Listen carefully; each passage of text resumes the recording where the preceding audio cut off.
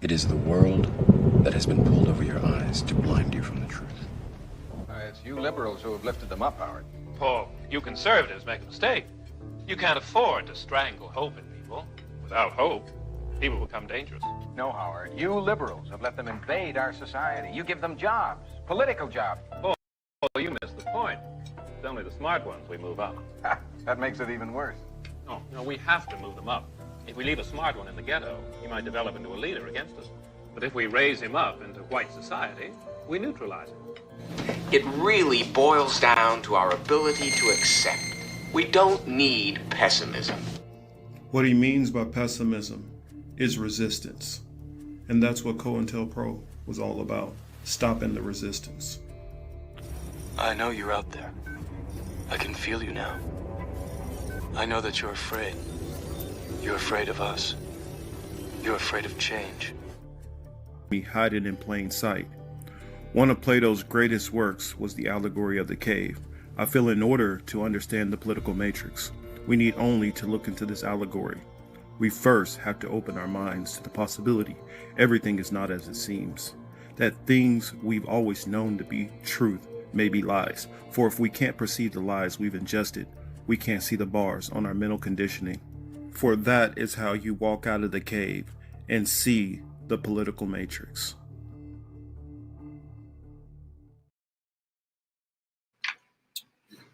Hello, hello, hello. Welcome to the Political Matrix. I am your host, Marcus Young Morpheus Cage, and we are back on another show. I know that we were away last week. Oh, goodness. I'm going to clean my glasses real quick.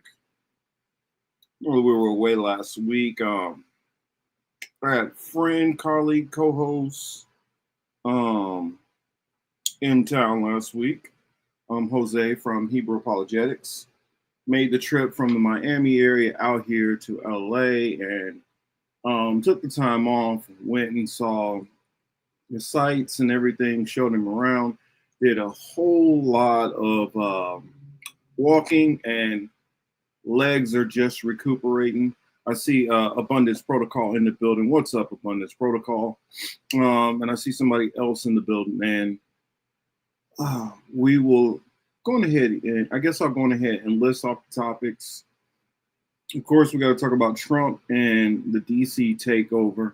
And if there's anything that you guys want to talk about, that you guys want to hear my take on that we missed from last week, whatever, go on ahead, feel free to throw it in the chat. They just had the recent Russia summit. And so I did want to give my thoughts on that as well. That's right. I don't know if you guys have seen, there's been a little MAGA cat fighting. And so I kind of just want to discuss some of that because it's entertaining. Also, there is a movie review slash my thoughts on it.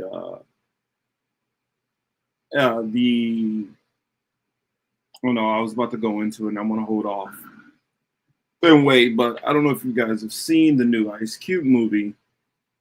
I don't recommend you going to see it unless you just have nothing better.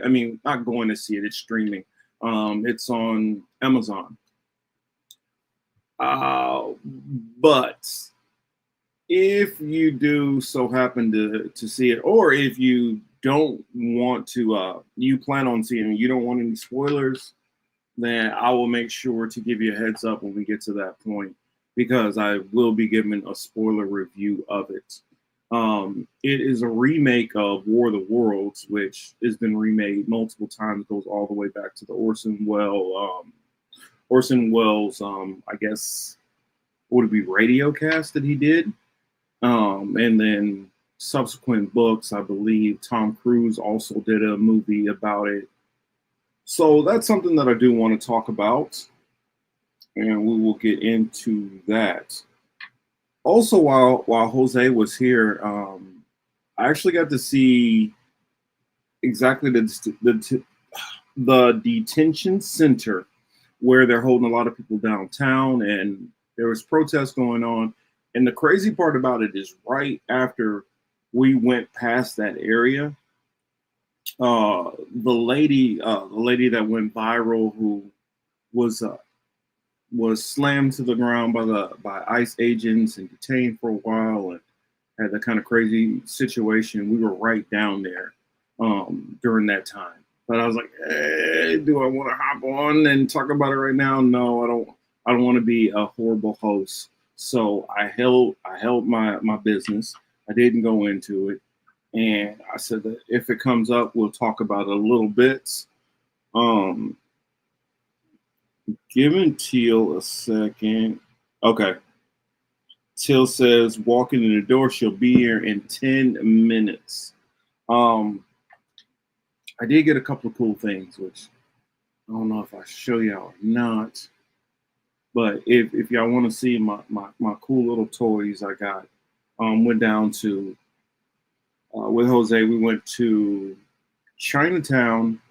We went to Little Tokyo. I showed them the area like near where the protests and all that stuff was. So people can kind of get a grasp of the situation. When you hear some of these people online, they're talking about like LA was burning down and all that crazy stuff. It's not realistic. When you see the area, the protests were happening only like a few blocks.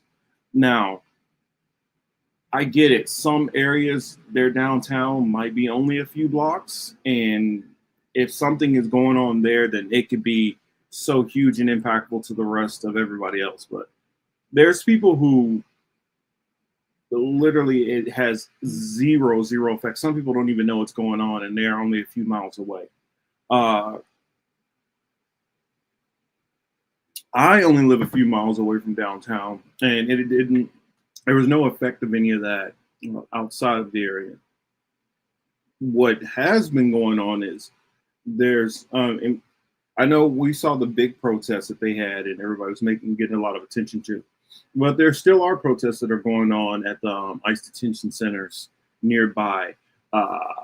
And those I feel like are the protests that really matter if you're going to actually protest.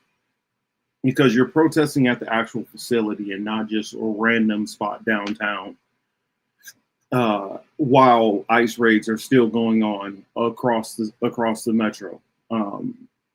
For those who have not been to LA and don't kind of get a grasp of it, LA is about 500 square miles. So large area. So when you're focusing on LA could have, would have, possibly have burned down, that's nonsense. Let's turn my light up a little bit. Yeah, that's better. Well, I guess I've got a little bit of a tan out in the sun, but that's good.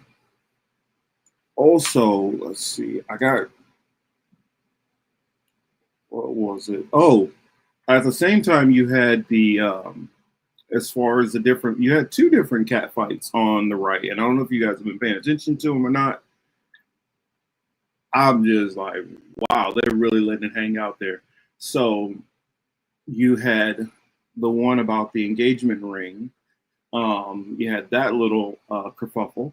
And then you had the one with Marjorie Taylor Greene and Laura Loomer. So I do want to talk about both of those most definitely. There is also going on a little bit more local news going on out here is they are working on certain laws that they can put into place as far as if ICE agents come to different federal buildings or local municipal, well, not federal buildings, but local government buildings, that they basically will have to show some form of paperwork. They just can't just show up and just grab in and question whoever. I mean, which honestly, if we're talking about following the law, ICE agents don't have jurisdiction no matter what across the country. That's not how the law works as far as how they're supposed to question and detain people. They have the rules that they're operating on are the rules that they have for within a certain amount of mileage from the border. Once you get away from, once you get outside of that scope, you have to treat people the same way you would as a law enforcement officer. the Constitution applies, and the Constitution applies not only for American citizens. The Constitution applies for anybody who is within the United States, and I think that's something that a lot of people don't grasp in the concept of how law enforcement works. If you go into a business, if you steal something, you're held liable to those laws. The same thing is if somebody assaulted you, you're able to file charges and go from there. It's the same thing here. While we're within the continental borders of the United States, well, and that can be even any kind of land that's American territory, the laws of America still stand. And so therefore the right to due process still stands up, which that's something that has been rejected by a lot of these ICE agents, which I would argue probably a major chunk of them are probably contractors. That's the reason why they're masking up and just doing whatever, because they don't show anything. You can't charge anybody. There's no body cam, none of that. So they're just doing whatever they want. And plus, if you have a department head who doesn't give a damn, is going to let you do whatever you want, you'll have a situation like this.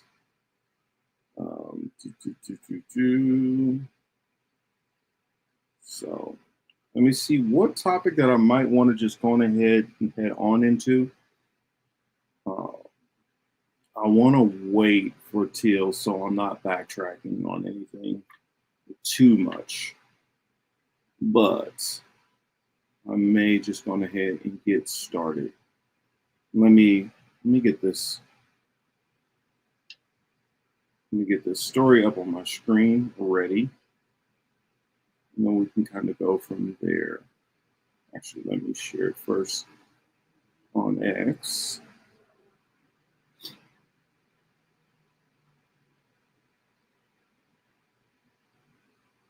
So let's get this thread ready.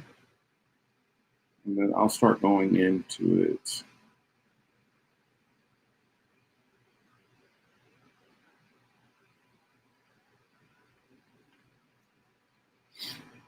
All right, so of course you guys know this is old news. This is from August 12th. It says President Trump has hosted a press briefing at the White House. One by one, Trump, Bondi, and Hegseth delivered major announcements and clues on what's coming next, directly to the American people. Here's everything you should know. No joke, it gets crazier the further you read. So, starts off with one. The Federal Takeover Declaration. Trump invokes Section 740 of the District of Columbia Home Rule Act. D.C. police now under direct federal control. AG Pam Bondi takes command. DEA Terry Cole becomes interim commissioner. As Trump says, this is Liberation Day, and we're going to take our capital back. 2, the military deployment orders. Defense Secretary Pete Hegseth announced immediate action, 800 D.C. National Guard troops deploying to the streets, additional specialized units on standby, federal military backup if needed. They will be strong, they will be tough, and they will stand with the law enforcement partners, which it's kind of weird that you're standing with the law enforcement partners while taking over the law enforcement partners. So I don't know if you're really standing with them as much as commandeering them. Let's see. Trump reveals DC murder rates compared globally. 41 per 100,000, number one that we can find anywhere in the world, higher than Bogota, Colombia, and Mexico City. Car thefts doubled in 5 years, carjackings more than tripled, which that's not entirely correct information, but it's Trump, so what do you expect? He's going to use whatever means that he feels. So, the secret weekend operation, the federal judge search is already underway. 500 federal agents deployed last week. FBI, ATF, DEA, Park Police. U.S. Marshal Service involved. Dozens of arrests made over the weekend. Criminal photo displayed at briefing. 5. The triggering effect. What sparked this unprecedented action? Former Doge employee savagely beaten by a band of roving thugs after defending a young woman from attempting carjacking, left dripping in blood with broken nose and contusion. Yeah, that's that young kid. He goes by the name of Big Balls or whatever. He tried to step into a carjacking and he got his ass kicked pretty nasty. Trying to be Captain Saber, but DC and most cities in general are dangerous if you're trying to get involved in that kind of stuff. I don't care how much of a military fascistic crackdown that you try to do, you're not changing this situation. I see Atris, what's up? And I see Warren is in the building. What's up? Good to see you here.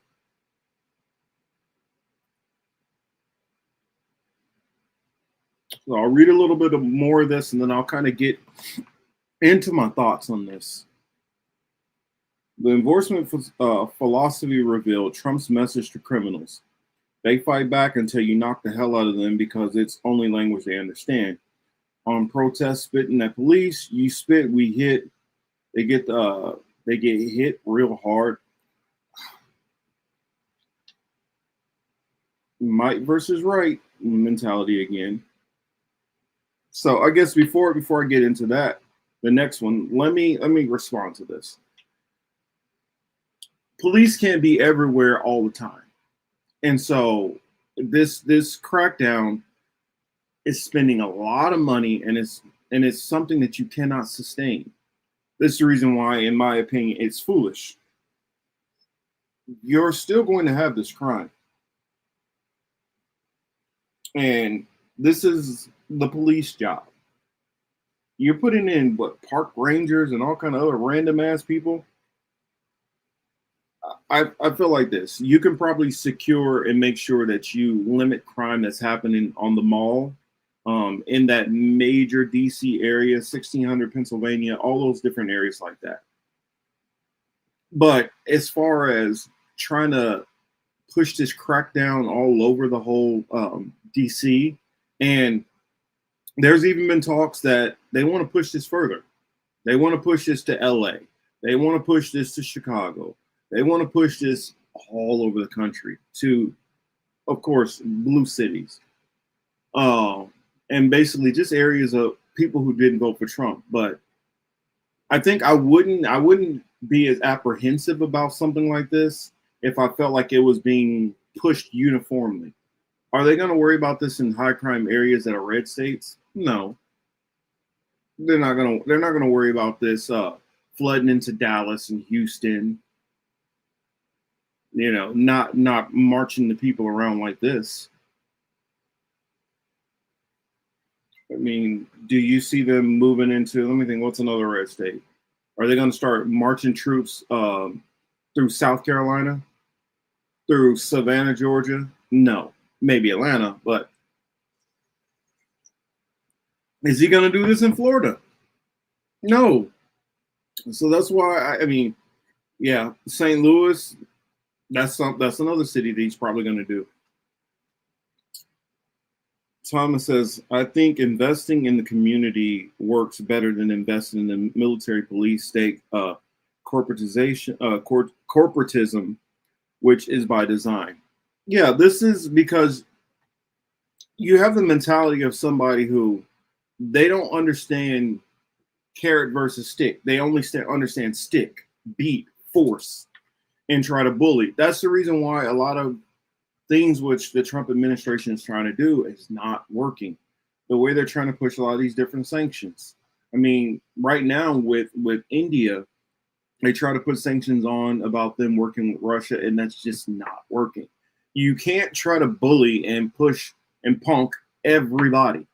And especially when they know, I know this person's limits. They can only go this far. Then what you start to do over time is you start to, like, your word starts to get, you know, not as intimidating because they've seen you back down. They've seen your approach not work. And what eventually that does, if that you only have that one approach as to ratchet up pressure, ratchet up, ratchet up, ratchet up, ratchet up, then you run us into a very dangerous situation because you have no relief valves. And then what happens if you keep ratcheting up and then you back away? Now that it encourages the negative behavior that you were trying to stop. So I don't understand. Well, I do understand it. I just think that this is a person who, throughout their life, the way they've gotten things done is they've just been able to bully and force and push people around. And most of the time, the bullying has worked. The times when it didn't, they just kind of moved on. But when you do that on a scale that we're dealing with right now, when you do this on a scale as being a world leader, there's too many people who are involved in the situation who can suffer. This isn't like a business versus another business. I mean, honestly, looking at the way that he moves or whatever, he probably could be. Honestly, don't beat me up for saying this, but I think Trump would be more suited as mayor of New York City. Maybe he could be able to limit crime and clean things up and do some of that stuff. It's going to be kind of harsh because Trump doesn't know a compassionate side. It's only force. It's only aggression. Dingo's in the building. What's up, Dingo? Cops don't live in the neighborhoods they patrol. Yeah, I'm a big fan. I'm a big fan of neighborhood policing. When you have neighborhood policing, not only is the response time faster, two, you have somebody who understands what's going on in that neighborhood and understands who the criminal element is. They understand the motivations behind that. When something goes down, they're able to forward information to detectives. And so you're going to the actual person who is the most likely and probable person instead of doing an overall crackdown on the whole entire neighborhood and then treating everybody like a criminal. You're actually a lot more warranted in going after people when you have legitimate probable cause and reasoning versus just treating whole entire parts of your city or your state just like you're walking into enemy territory. Another thing about neighborhood policing is when there's situations where it deserves a little compassion and they know, wait a minute, I know this kid right here has mental health issues. How do we try to diffuse the situation?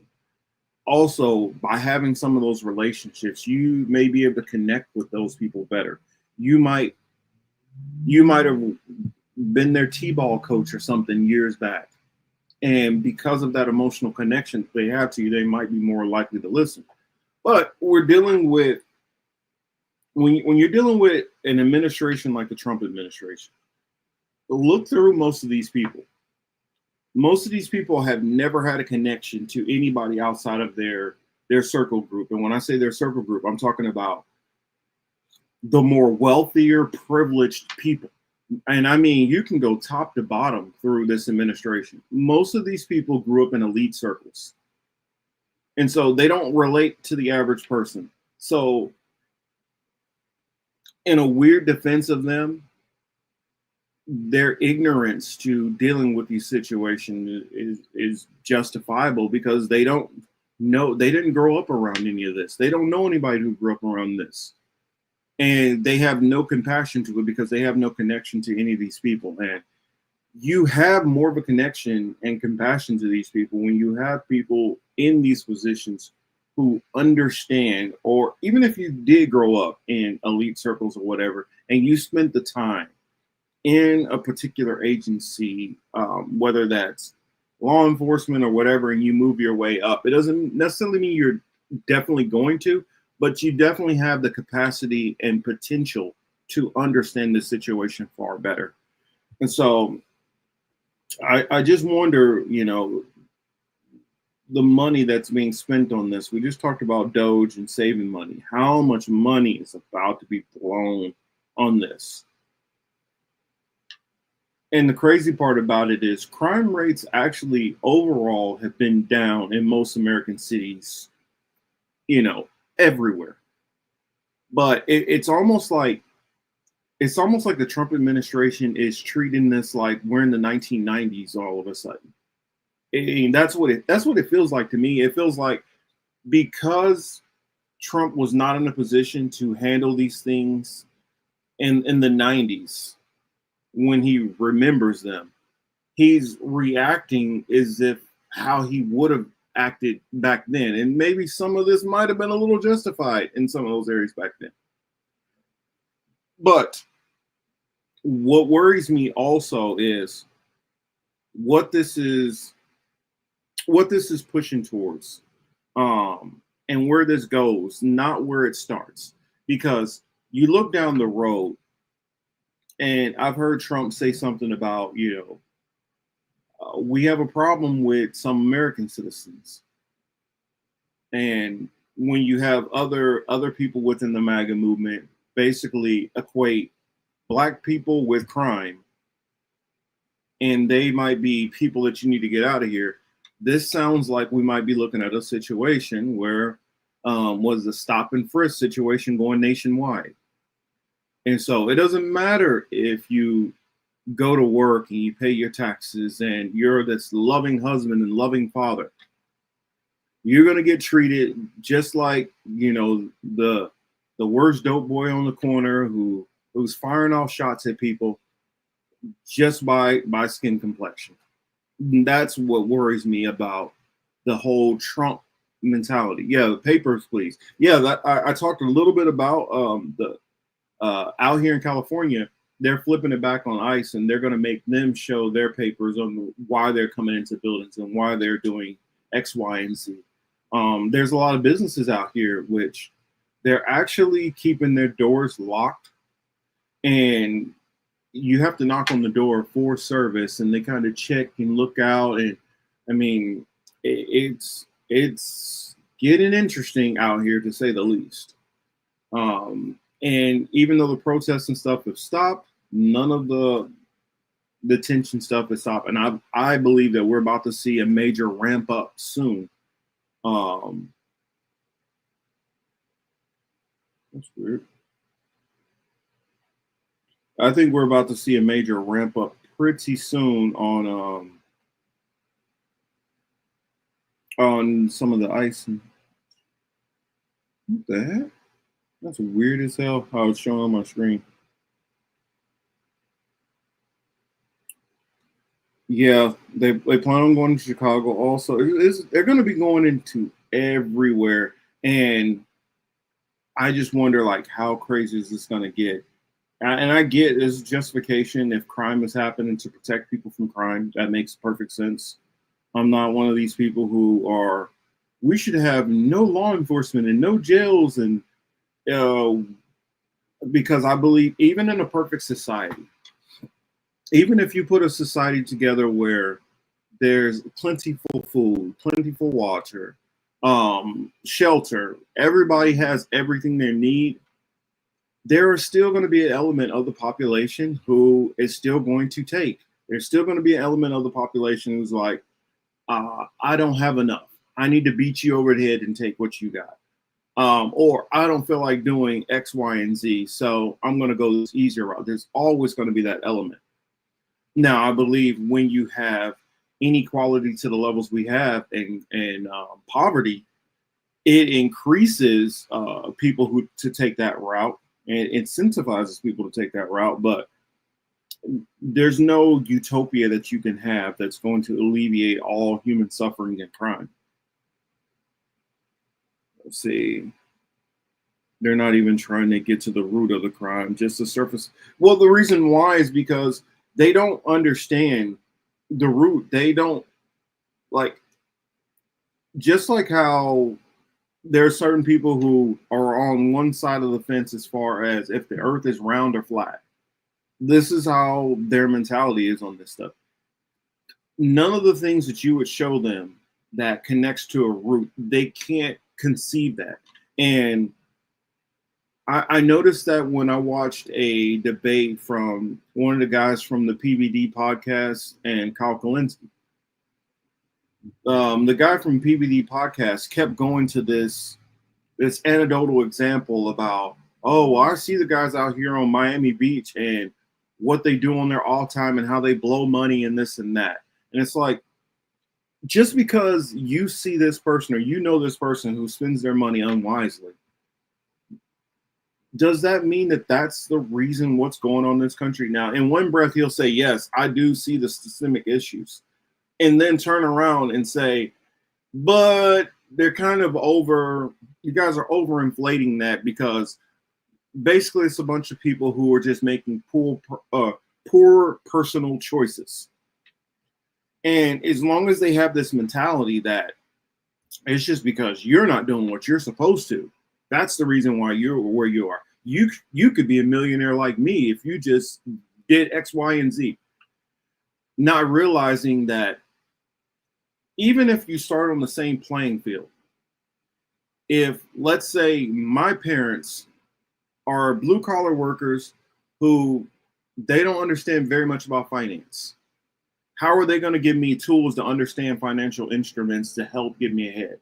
Whereas if you have the same blue collar parents and they do understand financial instruments, they do understand land, and they do understand APRs and all this different stuff like that, that's going to set that kid on a much better footing, even though you guys are both starting off basically in the same spot. The same thing with buying property and land. If you have somebody who's able, you have an uncle or a cousin or somebody who's going to help you get land, that makes a difference. And that's the problem with a lot of these Republicans and MAGA firsters. They completely discount all of the different, what would I say, all of the different, avenues of help that they have around them.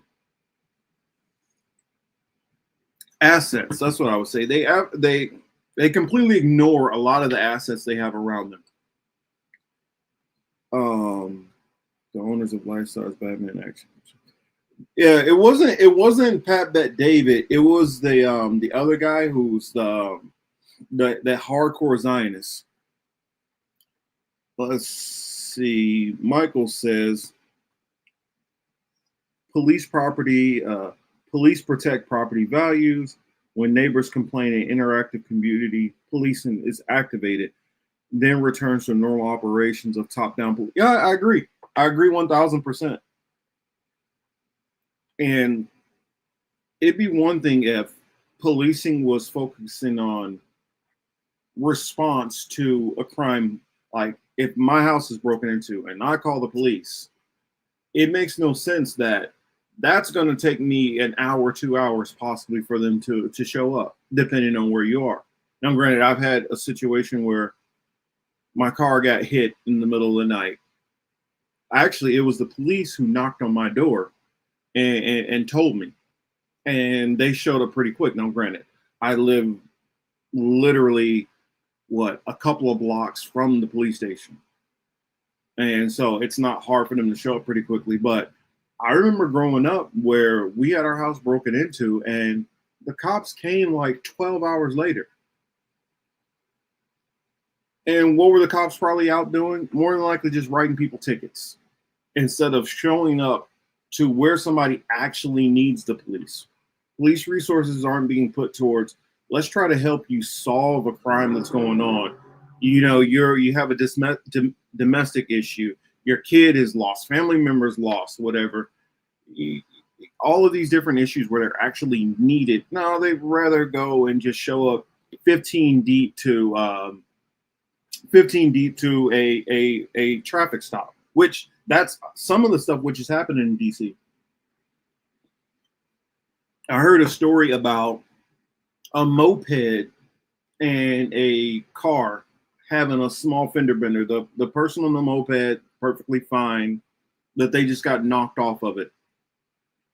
They said it was something like 25 police officers showed up.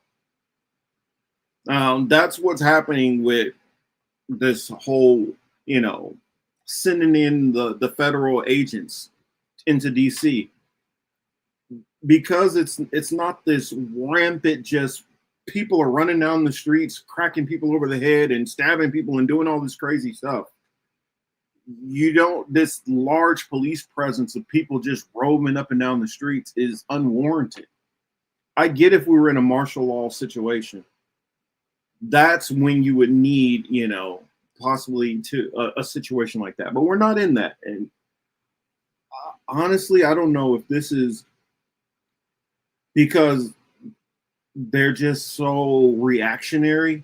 Oh, one of ours got hurt. We need to send out, a whole army, because things are so dangerous now. I don't know, because it seems like they turn a blind eye to what's happening to everybody else. But or if it's just that reactionary bit, or if they're just trying to set up a situation where they can just start creeping more and more law enforcement all over the country.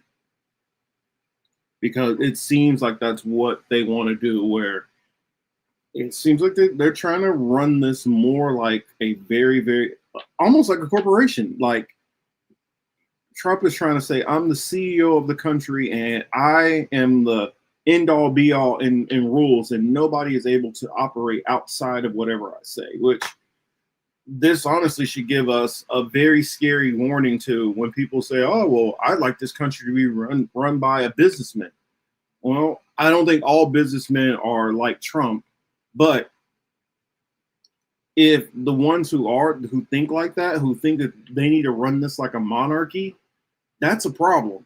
And how Trump is basically giving them a blueprint how to ignore laws and ignore the Constitution and just do whatever the hell you want to without any recourse.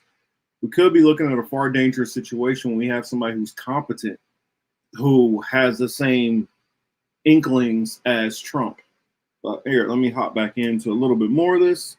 There's the next section of this, which they want to go into. The homeless camp elimination. Interior Secretary Doug Burgum, progress report. Over 70 homeless camps already moved. Awesome responsibility of protecting our nation's most sacred monuments. The National Mall, Washington Monument, Jefferson Memorial, Lincoln Memorial, Statue of Liberty, and out west, the Presidio and the Golden Gate area. These folks have tens of millions of visitors a year, the kind of people that President Trump's talking about, that come from around the country and around the world to see our sacred and learn about our history and our sacred monuments. They've been doing a fantastic job, but they are so pleased, the rank and file, that President Trump is now allowing them to enforce the law. As those of you that live in the city may know, that the circles and the triangle parks that are spread throughout DC are actually federal park property. So the U.S. Park Police also have responsibility for that. These became littered with homeless camps under the Biden administration. All of you saw that. Since President Trump's executive order on March 27th, making DC safe and beautiful again, the U.S. Park Police have removed over 70 homeless camps. And President Trump also talked about beautification. They're stopping in enforcing the laws against graffiti on our monuments. They've removed over 80 specific attacks against our history with graffiti on our monuments. So they continue to do a great job, whether it's in their vehicles, on foot, or on the mounted police that you see around the National Mall. And President Trump, they thank you. The rank and file is so happy to be enforcing the law again. Thank you for this whole phrasing of, they're so happy to be able to enforce the law again. Have you guys ever seen a cop that's like, hey, I'm hamstrung, there's nothing I can do, buddy? This is like, like cops are just sitting there staring at people break the law and not able to do anything about it. Now, maybe on some of the homelessness stuff, to a degree, that might be true, but you're not just walking up spray painting monuments and cops are standing there watching you. You're not just going around breaking windows or doing crime and cops are just sitting there watching you. So it's always frustrating when I hear these people talk. This next section here, cash bail. Bad leadership started. This dire public safety crisis stems directly from the abject failures of the city's local leadership. The radical left city council adopted no cash bail. By the way, every place in the country where you have no cash bail is a disaster. That's what started the problem in New York, and they don't change it. They don't want to change it. That's what started it in Chicago. I mean, bad politicians started it, bad leadership started it, but that was the one thing that's central: no cash bail. Somebody murders somebody and they're out on no cash bail before the day is out. We're going to end that in Chicago. We're going to change the statute. I spoke with Pam and Todd and everybody. We're going to change the statute, and I'm going to have to get the Republicans to vote because the Democrats are weak on crime, totally weak on crime. They don't know why. They want to stop because they get mugged too. But we're going to change no cash bail. We're going to change the statute and get rid of some of the other things. And we'll count on the Republicans in Congress and Senate to vote. We have the majority, so we'll vote. We don't have a big majority, but we've gotten everything, including the great, big, beautiful bill. Got that done, and that's one of the greatest things that's ever happened to people in this country. Okay. The way he phrased that was kind of weird because he said no cash bail, like they don't want to allow cash bail. But I think what he's trying to say is that he wants to get rid of cash bail, which you can put in it. You can say, you know what, when dealing with capital murder or something like that, that you want to eliminate the ability for cash bail, but to just get rid of it all across the board just because you're worried about the maximal position that somebody who's charged with murder might get out in an hour or something. It's foolish. See, Michael says DC police are enforcing no public drinking or smoking lettuce, zero tolerance of crime, broken window theory. Yeah, broken windows or graffiti can create an environment that encourages further crime and disorder, including more serious offenses. Yeah, I agree. I'm not a person who's saying, yeah, we just need to allow everything, because it annoys the hell out of me seeing the tagging all over everything out here. I get if a business wants you to put up a mural, or they say it's okay, but when you're just going through spray painting random people's houses and cars and all kind of ridiculous stuff, I don't agree with that.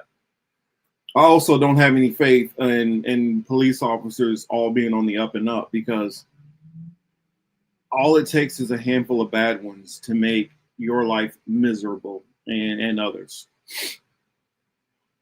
But I think what Trump is saying there is to try to eliminate cash bail altogether. We'll go into the Putin thing soon enough. This one was an interesting one, being a former juvenile corrections officer, hearing this. Who think that they can get together, I can tell you is this. I see too much violent crime being committed by young punks who think that they can get together in gangs and crews and beat the hell out of you or anyone else. They don't care where they are. They can be in DuPont Circle, but they know that we can't touch them. Why? Because the laws are weak. I can't touch you if you're 14, 15, 16, 17 years old and you have a gun. I convict someone of shooting another person with an illegal gun on a public bus in the chest, intent to kill. I convict him. And you know what the judge gives him? Probation. Says you should go to college.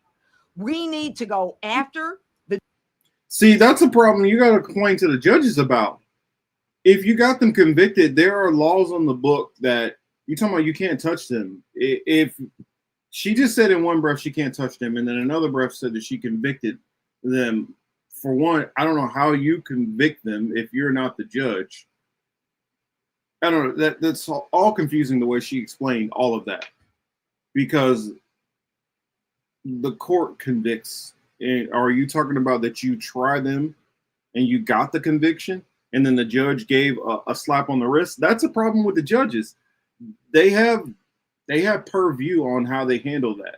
Now, there is no law that says that because they're 13 years old, there's no penalties. That's ridiculous. I watch juveniles who were 14, 15 get life sentences all the time.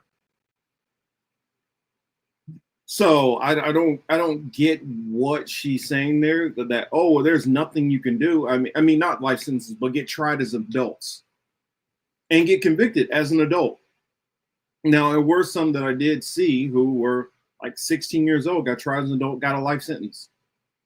But this, oh, well, there's nothing I can do. And this is an issue that it bugs me so much when I hear people do this. They do this anecdotal shit.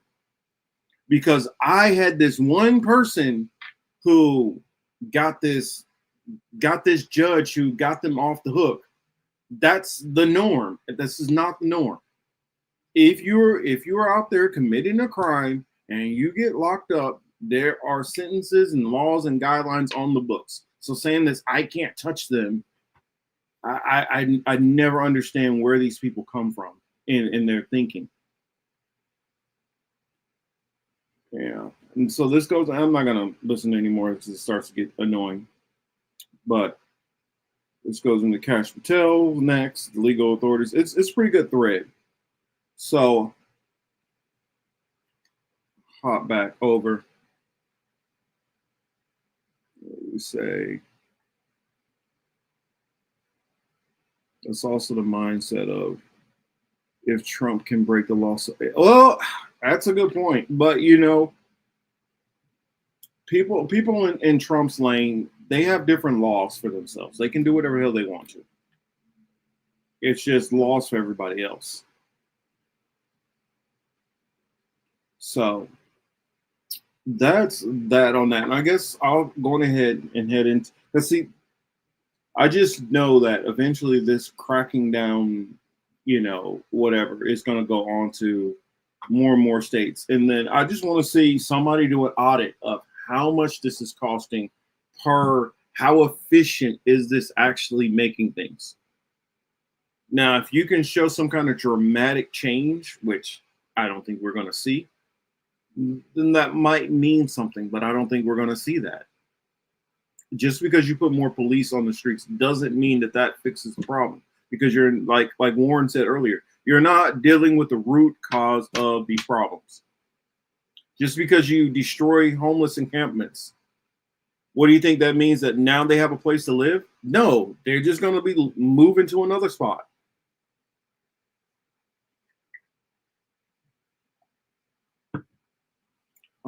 And some people who say, well, they could just go to these shelters. I was listening to a couple of homeless people out here, and they were saying one of the reasons why they don't like to go to homeless shelters is because inside of the shelters, assaults happen in there. People get robbed inside of there. And so some of the same situations which they face on the street, they face on the inside. And I think it's probably a little bit worse when your self-determination is taken away. And you're in a place like this where you're supposed to, you give off your protection to this shelter that is going to protect you, and you're not protected. So a lot of times you just rather say, you know what, I'll go take my chances on the outside. I can go find me a spot which I feel is safer. I can maybe keep a blade or something on myself to protect myself from whatever happens. Also, I can keep all my things with me and move or whatever. So I get why people do whatever they do. NYC shelters are a nightmare. Yeah, I heard the same thing with Hurricane Katrina.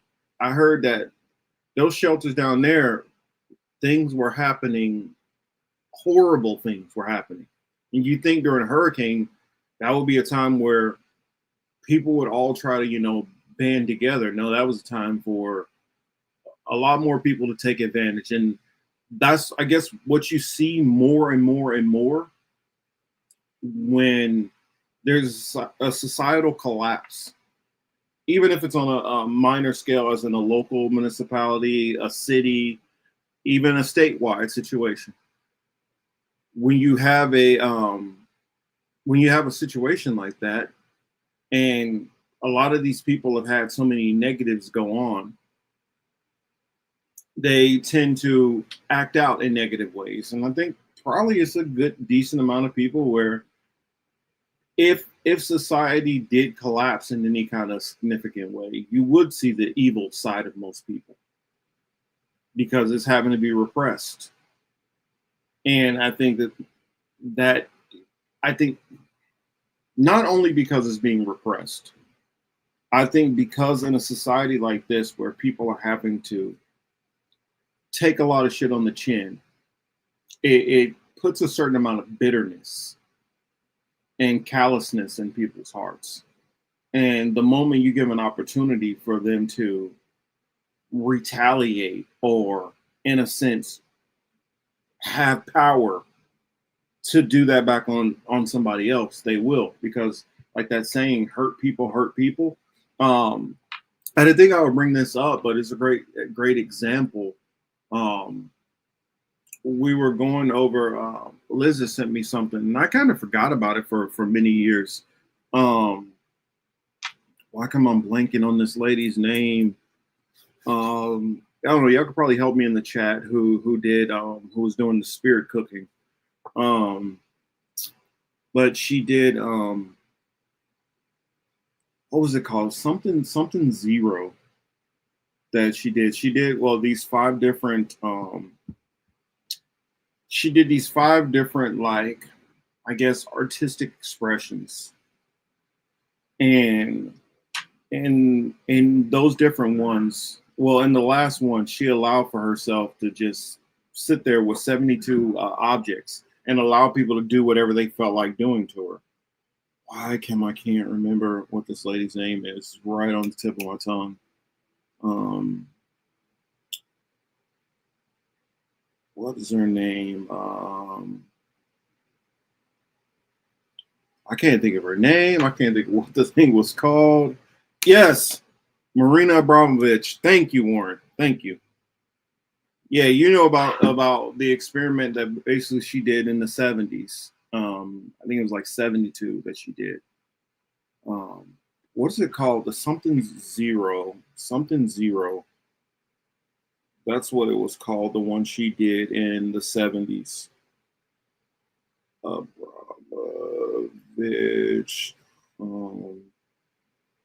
Was it 72? Rhythm Zero. That's what it was called. She had the 5 rhythms. And so each different exhibit would kind of like increase till the last one, Rhythm Zero, which she did in Naples. And like it showed kind of when people are given an avenue to do negative things, it showed that there is an appetite for people to do that. And also there was a similar exhibit that Yoko Ono did. I think she did hers in Japan. So it shows that, I mean, and I think all people have, you know, we have a certain amount of good in us, but there's a certain amount of evil. You know, those little shows when they do like the little angel and the demon on your shoulders. Maybe that's not literal, but figuratively, I think we all do have a mixture of good and bad. And in certain circumstances, there's that little influence on us too.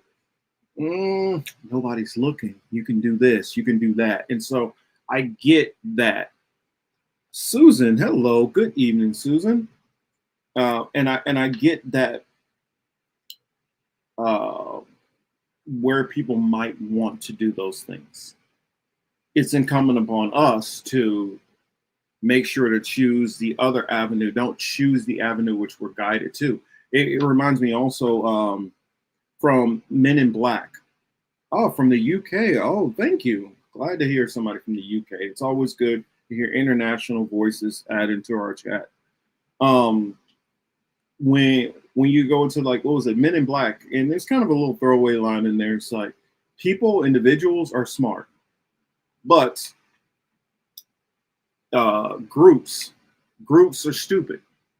And it shows in plenty of different theories how when people are in groups, how easily their individuality and their intelligence individually, what they would do, sometimes gets subverted by what the masses of the crowd does because of the peer pressure aspect. If it's 15 people there and all 15 of them, out of the 15, let's say 5 of them go and do the most horrific thing, another 10, well, out of the 15, we'll say five do something horrific. 8 kind of don't do anything. The last 2 people, it's a lot harder for them.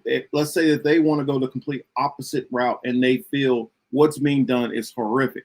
It's a whole lot harder for them to go against the crowd. Therefore, the whole mob mentality of allowing what those five strongest voices do. And it's the same thing we see in politics also.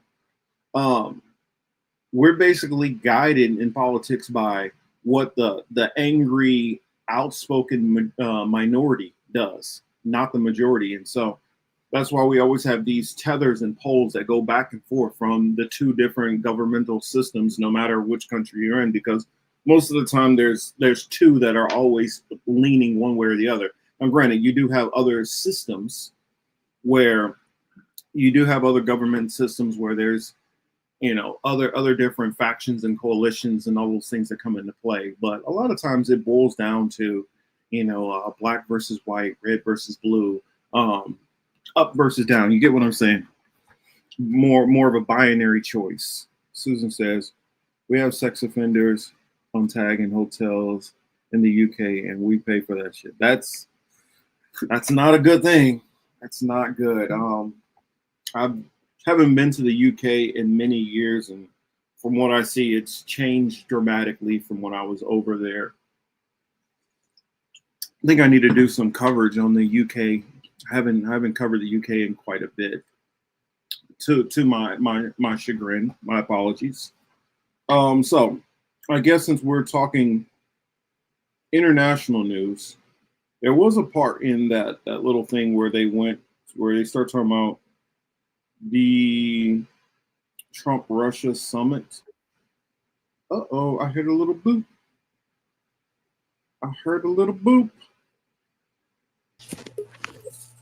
What's up? Till is in the building. What's up, Till? Not much. What's up? Nothing much. I was kind of going over. Here, let me drop this down. I was going over some of my observations on the Trump DC takeover. And kind of curious. Oh, by the way, I don't know if you noticed my shirt.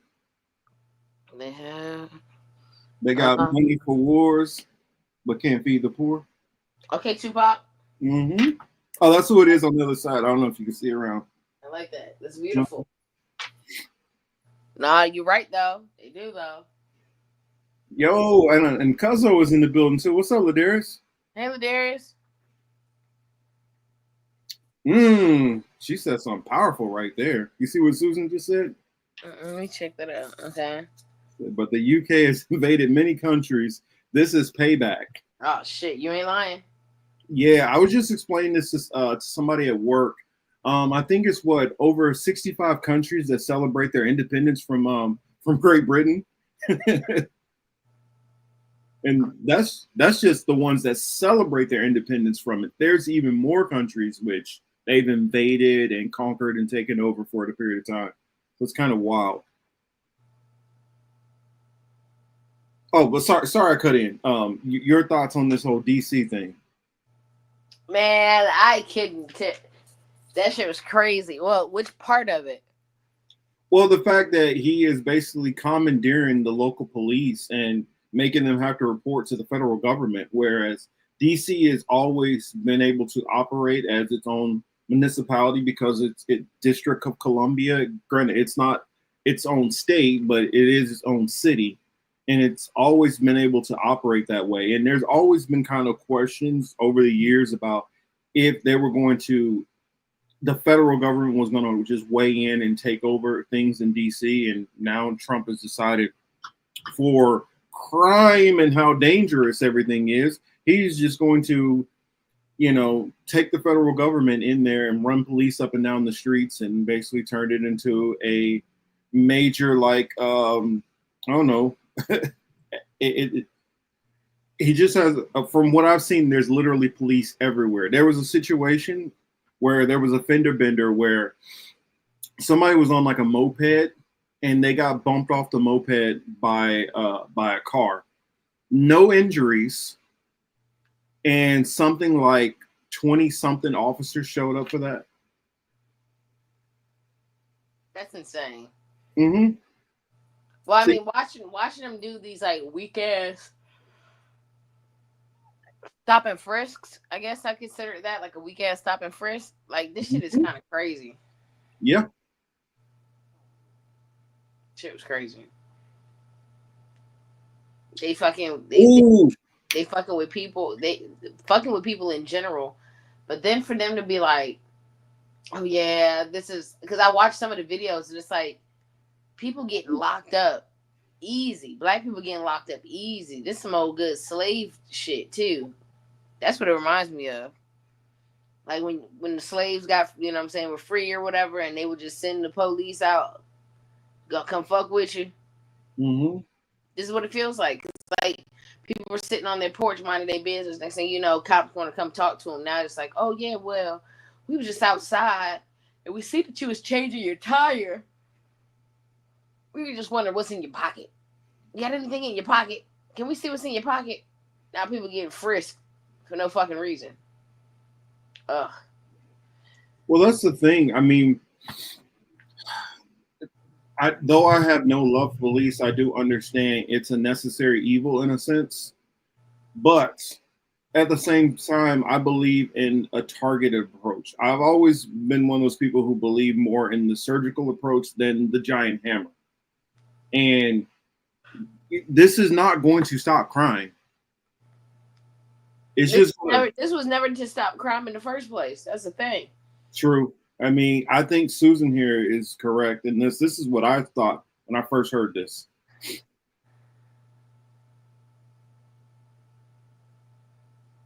You see it? Yes, it is everything. Everything. This is beyond the Epstein files. Like, bro, he's just doing shit to do shit now, which is crazy. Because that's where I'm at. He's just doing shit to do shit. He's not even doing shit that actually goes along with, like, this is side quest shit. He don't give a fuck about nobody. Like, for real, he gives no fuck about nobody. It's such side quest shit. Because, like, y'all really think that he give a fuck about this city? Yeah. Seriously. Well, you heard the one thing a lot of people say that predicated this, the little hacker guy, part of Doge, Big Balls or whatever. Yeah. That he tried to jump in and stop the carjacking and he got basically stomped out. Yeah, that's what they said. I mean, which part of that does make a degree of sense to me. Although I'm one of those people, I'm in the mindset that multiple things can be true at the same time. Like, I do believe that this is a added distraction to get away from the whole, to throw something else out there as a distraction from the Epstein thing. But I think this might have come to mind as an idea because of, you know, this kid getting beat up. And rich people, when somebody in their midst gets hurt, then they deploy they go to the extreme max. No, you're not lying though. You're absolutely right. And so they're gonna get all the lawyers and this and that, and they're gonna get police and the guns, and they just go over the top. While every day there are thousands of people which are going through what your little friend went through, and you don't give a shit about them, and you haven't cared about them. And then I also thought, because Trump during the 90s always weighed in and always had such an opinion on so much shit back then, part of this could be him like, since I never got to do what I always would have done if I would have been in power, now I'm going to do it. So when the 90s were chaotic and it probably could have, some of this stuff could have been a lot more justified, he's just doing it now. I don't know. What do you think?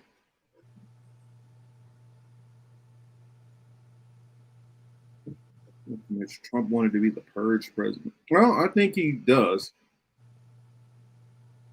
I think he does want to be. Well, it's like this dude's ego is, how dare they touch one of my people and they do crime in my city. Now I'm going to go be the sheriff instead of, just do what other rich, powerful people do, what mayors and governors do. If they hop on the phone, they say, yo, this happened to such and such. I want to see a crackdown. You could have easily made a couple of phone calls. You could even call, what's her name? Muriel Bowser. And she would have got people out there on the streets too. You didn't have to micromanage or basically, I guess that's my problem with it. There are people in power that you could just call. You don't have to say, you know what, I'm just going to do your job for you. Are you still there too? I think your audio is out.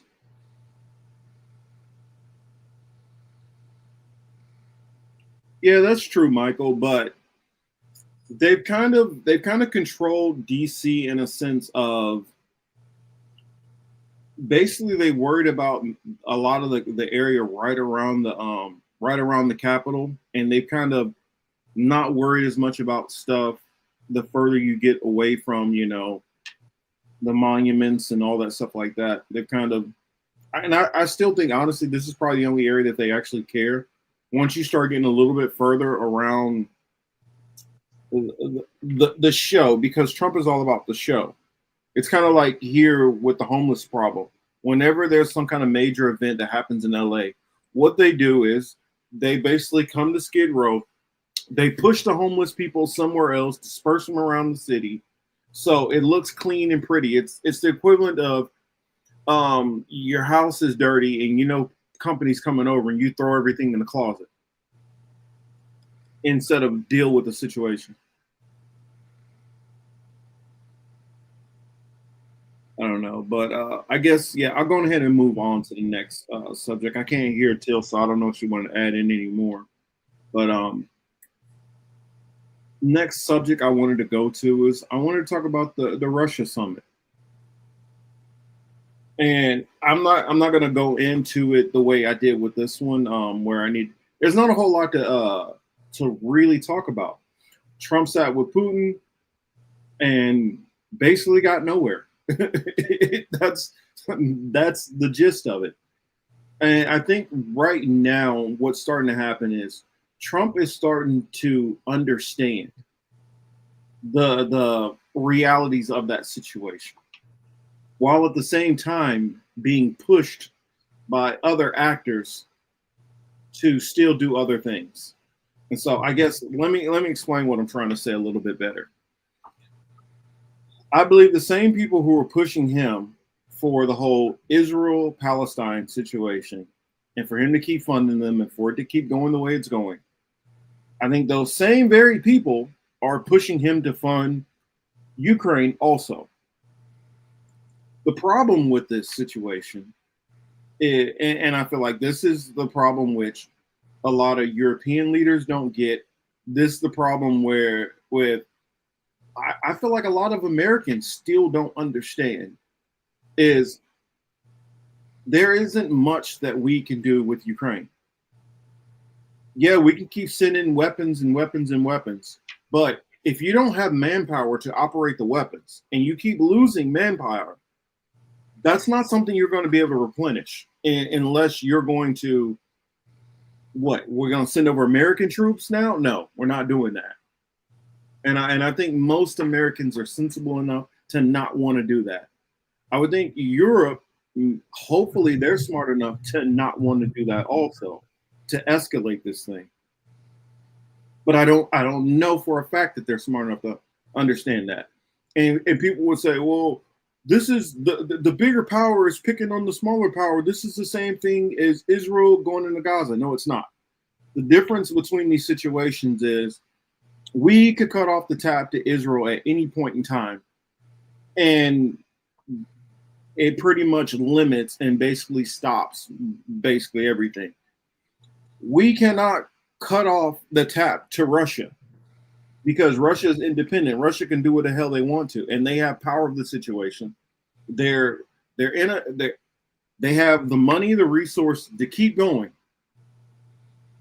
And even if Ukraine is able to get some small victories here and there, they don't have the power to win at all. And there's nobody who has the power to really stop Russia from doing this, short of going into a world war. Now, does anybody really want to go to World War III for Ukraine? Now, all Ukraine really has to do is stop. You understand that you've lost. And this is something which we can all understand this on a small scale. I can understand that, you know what? I wouldn't want to fight Mike Tyson in his prime. Probably going to lose that fight. After I get hit with a couple of hard rights and hooks and I'm bleeding all over the place, I have to have enough common sense to know, when do I stop getting up? Just take the 10 count. Or do I want to stay in there and turn into Apollo Creed in Rocky IV? Do I want to keep fighting until I die, basically? And that's what I feel a lot of people who are pushing the whole Ukraine narrative don't get. You're running these people into a no-win situation. And you could end up, granted, it might suck, that you're going to lose 20% of your country, period. And you're never getting into NATO, and then you got to face all the problems that you got after that. Or you can keep going, and you can lose like 50% of your country and be in shambles. Which route? I mean, it's kind of like being, it's like being at the crap table. Do you want to keep gambling until you lose all your money, or do you want to walk away with something? I don't know. Till, are you back? You there? No, I guess she still doesn't have audio. What are y'all saying in the chat? Oren says Putin said they didn't bring anything to make a signed deal, so it just a feel out. I don't think they're not. Oh, go. Oh, there you are. There you are. Yeah. Sorry. They're not bringing any. This ain't no like, hey, we about to start selling these cars. You want? No, they talking about like importante shit. And it's not like, oh, what we trying to do next week, this, that, and third. Da, da, da, da. No, they trying to figure out, if we're going to blow up this country next Tuesday, you want to blow them up too? They don't give a fuck about none of that other shit. Oh, my goodness. Oh, my God. This is such a wild time to be alive. Yeah. It feels really like I'm watching this like from I feel like I'm a third country somewhere else, because this can't be really my country doing this type of shit right now. Mm-hmm. Sorry to jump back in. I apologize. No, I wanted you to jump back in. My bad. But yeah, Putin and Trump dabbling up in Alaska like shit sweet, and everybody treating us like it's some fucking party or some shit. Come find out, man, they could have blew up 3 countries by now. We don't even know it. They just up top, just putting us into play with some bullshit, and all this like Ukraine talk and Jesus Christ. We got a lot going on. We got so much going on, y'all. Yeah. Then there's China. You get what I'm saying? Then there's China. Let's hold off. Don't even go there yet. But no, I'm not even saying on that. I'm just saying like in life. And then there's China. It's like DC happened. Trump won't give up these Epstein files. Trump is acting crazy, deflecting us with the police. You know what I'm saying? And then Trump left and was like, hey, I'll be back. I'm going to go have a meeting with Putin in Alaska. What? Yeah. And then there's China. And then there's Israel. That's what it should be. And then there's Israel. And don't forget Zelensky in there, because now he's having a summit with Zelensky soon. Oh, Jesus Christ. Yeah. I think he's having Zelensky in the Oval Office. Well, him in Africa, him and meeting the leaders of Africa didn't go well either. They were going to beat his ass up. There's a lot going on, y'all. Well, that's the reason why I believe we're in the end days. It's a TV show. I felt like I was on a Truman Show 2 days ago, bro. It was terrible. Friday morning, I woke up. I stopped. I literally stopped, took a deep breath, and was like, damn, I'm on the Truman Show. That's it. That's all. Yeah. I'm just on it. Well, Yonina said here, well, America promised to protect Ukraine when they gave up their nuclear armaments in the 90s. Technically, the nuclear armaments that they had, they didn't have anything where they could actually launch on or fight. All this stuff was holdover stuff from the Soviet Union. And the only reason why that they did that is because they were worried. The only reason why they even pushed that is they were worried that they would fall back in the grips of being part of Russia again. So they didn't really, that was their main reason. Also during the 90s, they were trying to get every country to disarm, or at least reduce their nuclear stockpiles. But they promised also to Russia that they wouldn't advance any more to the east, and they continued. So following the U.S.'s promises is like, really? Is that really a thing? We really care about what the U.S. promises? They don't hold up to any of their promises. But at the same time, how can you promise that you're going to protect them from Russia? This is almost getting into that mentality I've heard Piers Morgan say. Like, if Russia dropped a tactical nuke on Ukraine, then he believes the United States would launch a nuke on Russia. I'm like, bro, you're out of your fucking mind. Why would we do some stupid shit like that? Exactly. We're gonna risk blowing up and losing our country over Ukraine? You out your goddamn mind. Never. And I get it, because a lot of Europeans, especially somebody like a Piers Morgan, is like definitely afraid that Putin is the next Hitler or something. That, oh, he's gonna take over all of Europe. And it's like, dude, you've been watching too many freaking movies about the Red Scare and all that. And I get it, maybe it's because of his age or something, but I think that this weird fear of Russia, this Russophobia, needs to calm down. And it's just getting dangerous. Yeah, NATO is the thing. NATO is what's affecting all this, because it's a chicken and egg theory.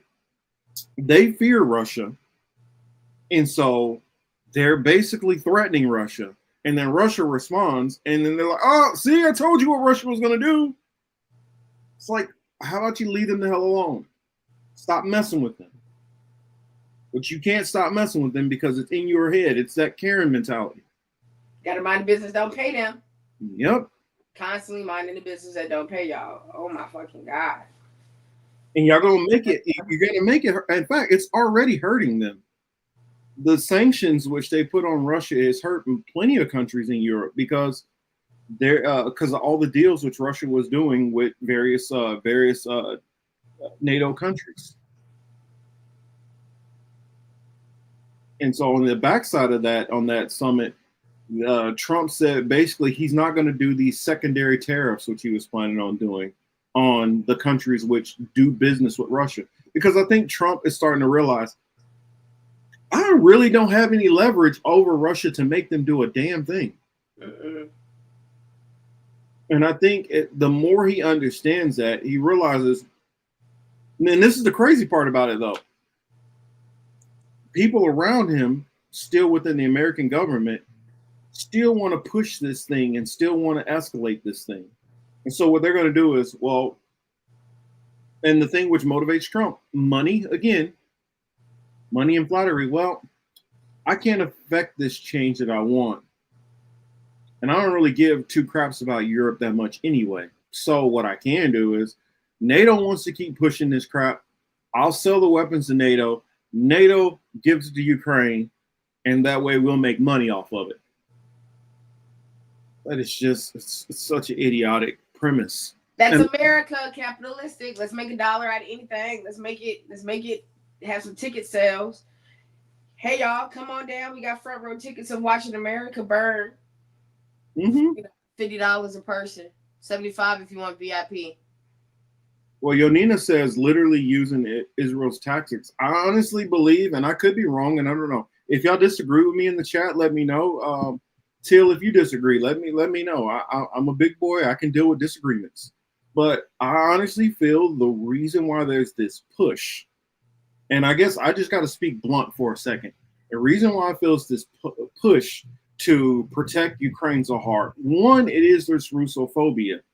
And two, and this Russophobia comes from a certain thing.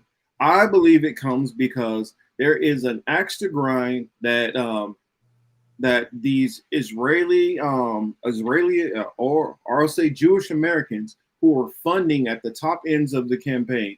And this goes back to the long-held feud that they've had with Russia. This goes all the way back to Lenin, and this goes back to Trotsky and all that stuff, where they still have this extra grind against Russia. And they have pushed our country and other countries to continue to keep up this extra grind against Russia, going all the way back to that stuff. And I feel like they're the reasons this whole Red Scare comes up.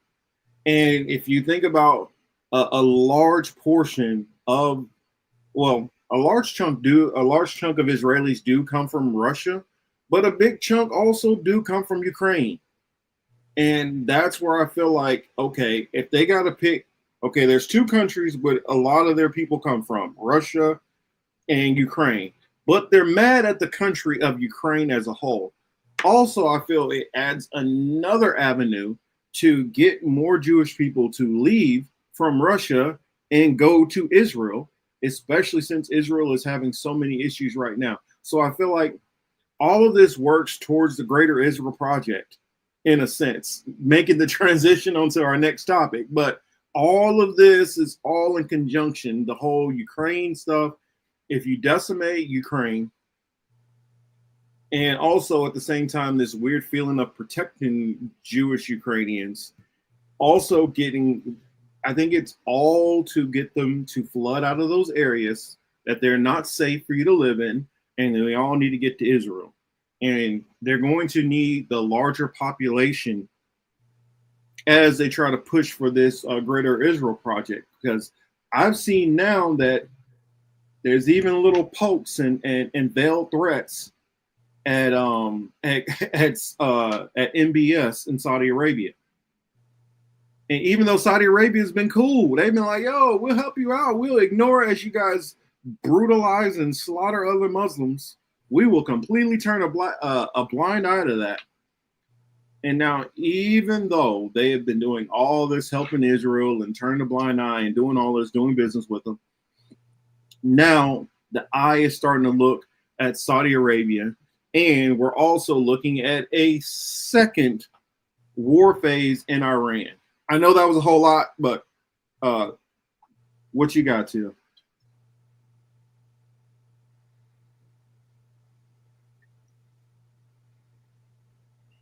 Oh, sorry, you there, Till? Yep. Yeah. I said I know that was a whole lot that I threw out, but what's your thoughts? Well,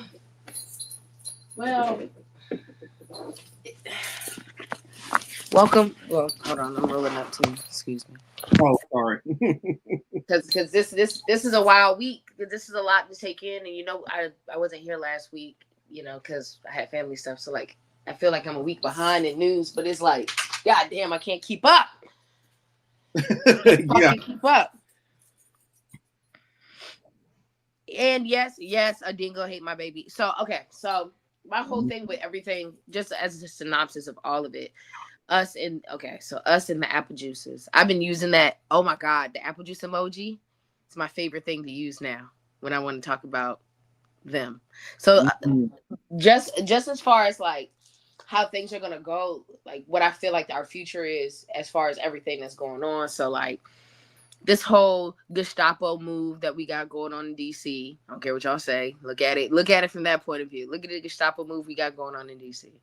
Look at the fact that now we about to go meet up, you know what I'm saying, with what would be a czar. You're absolutely right, a czar. We went and met the czar of Russia. You know what I'm saying, on some USSR type vibes, type deals. And it's just like, well, on the back end, we about to sit here, come home, and be like, okay, well, what happened when Trump went on his field trip? And what is he doing? He coming back, he telling all the apple juices, you know what I'm saying, what he went and did on his field trip. You feel me? And then when he comes back, he tells all the apple juices what happens. Then all the apple juices either going to get sour, turn into shine, and make bad decisions. You don't never make good decisions when you off that shine. I'm just gonna throw that out there. I came back. Look, me and my family drank a lot of shine while pouring it out for my granny. I thought my kidneys was about to slide out my body. But you see how easy this could just develop into World War III? This sounds like World War III, because what happened? Archduke Ferdinand was hanging out with some homies. Oh, that's World War I, sorry. And he got killed. That's Anastasia daddy. Yeah. Then he got yoked up. But it all connects, though. But you get what I'm saying? Like, you can't go back to Constantinople. You know what I'm saying? Yeah, because World War II was just it's almost like the Matrix 2 and 3, how they filmed that shit at the same time. Facts. and it just opened up for the next. We're in our sequel right now. I don't know about y'all, but like this Trump sequel is crazy. This is like Matrix Reloaded, the animated version. It was really, really good, but only a few people needed to watch it because it only was talking to a few people. The Animatrix. We're at that point where it's like, it's cool. It's cool if you watch Matrix 1, 2, and 3, but did you watch the Animatrix with cartoons and stuff? Because they really broke down some real good things, but not everybody watched that one, and that's where we're at. We're at a collective where it's not everybody that watched that Matrix. We need everybody to watch that Matrix, but not everybody watches that Matrix. So now you over here watching our show, The Political Matrix. We trying to give you the Cliff Note version, but honestly, I'm tired of trying to talk to y'all because the shit playing out. It's so weird. It feels like we on a Tyler Perry set. Because for years I knew it is free on YouTube. For years I feel like I'm in an exploitation. That's what I feel like. I feel like I'm in a blaxploitation type of movie. You get what I'm saying? Like, it's so corny. Like, I could definitely picture, like, I know the next line and I ain't even write the script type vibe. Like, what's next? Oh, you know. And not a good one either. No, it's a bad one. It's like Dolomite. That's what I was about to say. It's like Dolomite when you know it's a fake movie and they're making a fake movie about some fake shit. And it sucks because I can write the script and ain't nobody listening to me at the back of the movie theater talking about some, aha, I knew that line. I feel like that's the whole thing that we're doing this whole time. It's like either you know the line or not. And like, I know every line now. I didn't write it, but I know every line. And I'm just waiting for them to do this summit with Zelensky. And then it's not going to go well. And then next thing you know, Zelensky ain't going to have no house no more. And then Putin going to blow up Ukraine. And then China going to get back in the mix because them niggas is quiet. But then China going to get back in the mix and start popping their shit real loud. And then Trump going to be like, oh, well, oh no, my gumballs. That's what I feel like white people say when, you know what I'm saying? Oh no, my gumballs. And then all hell's going to break loose again. The Jews are going to be like, you can't do that. And then they're going to deflect this whole Gaza shit. Oh my God, what's going on in Gaza is wild, crazy. Them motherfuckers was doing straight up airstrikes and was like, yeah, that's what we finna do. That's the part that got me. That was week before last. So I don't know if you did a show last week. I'm sorry if I missed. Well, No, I didn't do last week. Okay, so last week, right? Last week's topic on my brain that if we did the show and I had a chance to pop in, I just wanted to talk about the fact that these niggas was on some real shit like, hey, we finna do an airstrike and it is what it is. And it was like, who fit to do the airstrike? And everybody was like, oh, the apple juices is over there about to do an apple juice airstrike. On innocent people. And nobody had an issue with it. What do you mean nobody has an issue with the apple juices doing the daggone airstrike on these innocent people? Oh yeah, I mean it is what it is. It's all love and it's all fair in love and war. No. This different now. No. That's a massacre. Y'all be quick to say, but what about the Holocaust and the apple juices in the Holocaust? I don't know anymore. Because now, Lord, I work for the state. Lord, forgive me for saying this. I don't think it happened now because now y'all just making shit up. Now, who wrote the first book? I won't hear to see how the first book got wrote. Then, fast forward that into our own history. Have y'all heard about Trump just telling the Smithsonian to just say, y'all, fuck that? Yeah. Trump been telling the Smithsonian, rewrite that shit. Rewrite it. If y'all ain't paid attention to what happened during the quote-unquote World War II with the Holocaust and the apple juices, this is what they did over there. At least that's the story they portrayed. That this is what he did. What did they do? I told y'all beforehand. I don't like the burning of bodies and books. I think that's where things get, that's where I draw the line at. I draw the line at burning bodies and books. Taking away history and burning up kids is not cool. They doing it now, y'all. They burning bodies and books. Yeah. They killing these kids. They tearing up all this stuff. They starving these babies. The shit crazy. Granted, this is what war is. I get it, but like, they burning babies and books right now. Mm-hmm. And everybody think this shit is like and I feel like everybody's looking at it as if it's like a popularity contest, which is kind of sick. That got deep real quick. I'm sorry, y'all. That got real deep. No. But it's like a makeshift popularity contest, and it's like all the countries are trying to run for like PTA or what you remember in elementary, middle school, like the PTA shit, and you was like, you got that one kid whose parents, you know what I'm saying, always donate all this money. That's Trump. You know what I'm saying? Everybody want to vote for him, class president type shit. Mm-hmm. We got the exchange student that came in halfway through the semester that nobody really talks to, but he be beating people up. That's Putin. Yeah. And then you got the other exchange student, but he been there for a long time and everybody really know him and stuff. And sometimes he be giving out snacks, no money, but sometimes he gives out snacks to the kids and shit. That's Israel. And then you got Zelensky. He just got there. He's in and out of class a lot. He probably an offsite more or less most of the time. He got to sit up by the teacher. And it's just like, it feels like I'm in a class superlative contest. So like, who's going to be our class president? I don't like none of these motherfuckers. Boo. Sorry. That's my rating. No, you're good. You're good. I always take my little monologue. So hey, yeah, you're right. You're right. But like for the last 2 weeks, I've just been peeping shit. Everything from like how Israel's been popping their shit on the sneak. They'll do some wild shit, and then it gets covered in the news by some bullshit that Trump's doing. Yeah, I mean, and it's like it almost got me a little tongue tied even trying to bring up the whole like Nina said here, and they say people are starving to death now, are beyond saving now. This is the whole thing, which it's been tough for me to even talk about with the whole Gaza stuff. And I don't cover it nearly as much anymore because I don't think there's a stopping it. I don't think there's a way to stop it. No country is going to do anything about it. And we don't have power over our governments. So how can we stop it? It literally has to be an act of God for this to be stopped. And I think right now he's not taking messages or requests. No, his voicemail box is full. Yeah, he's like, I didn't told y'all what the plan is going to be. And honestly, well, just speaking real with y'all,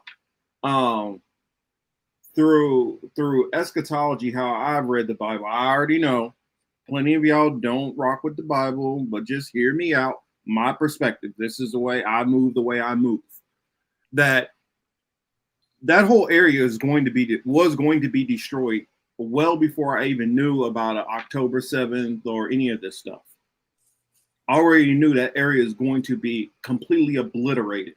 Yeah. And unfortunately, either the people who were there were going to be either moved out or they were going to fall victim to what happened there. And I have literally been saying this on many casts for probably 4 to 5 years already. I've been saying this. This is not maybe going to happen. This is a matter of fact what is going to happen in that area. Because in order for prophecy, how I see it to happen, that whole area needs to be taken over. Obliterated. We're taking it over. Yeah. And that is going to lead to World War III, and that is going to lead to their obliteration. Yep. And I know it ain't pretty, but we are going towards World War III no matter which way you want to see it. It's just a matter of my money, I'm trying to figure out like 3-card money. Which card is the card? Which one is it? Because is it going to be on the China front? Is it going to be the Russia-Ukraine front? Or is it going to be directly in the Middle East? Which one's going to be the kickoff point? Because whichever way it starts, it's still going one direction. Just a matter of which way it starts. I really think it's the Russia. I think it's Russia, man. I really think it's Russia. You could be right. And I don't think like it's the Russia that y'all think it's the Russia. I don't think it's that Russia. I think it's Trump gonna play up. Like, I don't trust that nigga. You can't trust Putin, bro. I don't care what you do. God, you think you can talk to Debo about getting your necklace back? Yeah, that's the only reason why I of late I've kind of leaned away from it being Russia, because you know how like in a movie where they show you the villain, then they show you all these other people, and then it comes back around to being the villain later on who does the final deed. Yeah. And you realize, oh, this was the big boss, this was the big villain the whole time. I think it's going to be one of those situations. I think somebody else going to kick it off, but Russia's going to finish. So, okay, so it's the fact that we saw Russia the first 5 minutes of the show. We know that they the guest star for the new Family Matters episode, even though they told us on Thursday who was going to be on TGI Friday. Yep. This whole time, they let us know that Montel Jordan was going to be on Family Matters. Mm-hmm. And that's what it is. I honestly think because Israel is so belligerent, and the reason why they're so belligerent is they've been given a vain delusion. Now, and you could take this from a faith concept,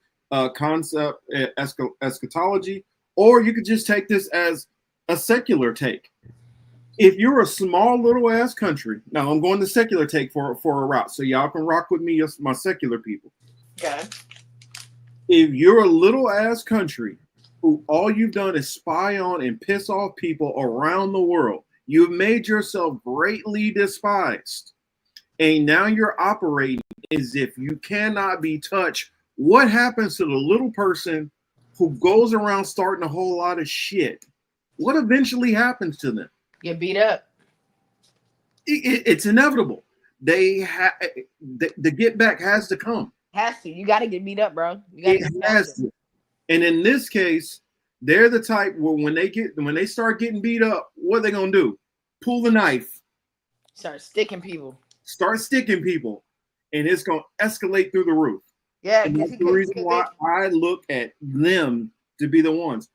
Apple juice, goddamn apple juice, man.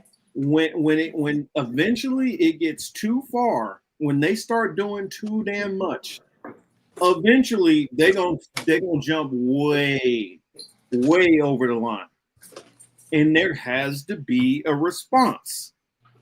Period. There has to be a response. And Iran can't pussyfoot no more. They gonna have to, like, you know what? I know we about to get like stomped out after we do this. We about to get like mud stomped after we do this. But I can't, you know what? I'd rather die than keep taking this shit from these fuckers over here.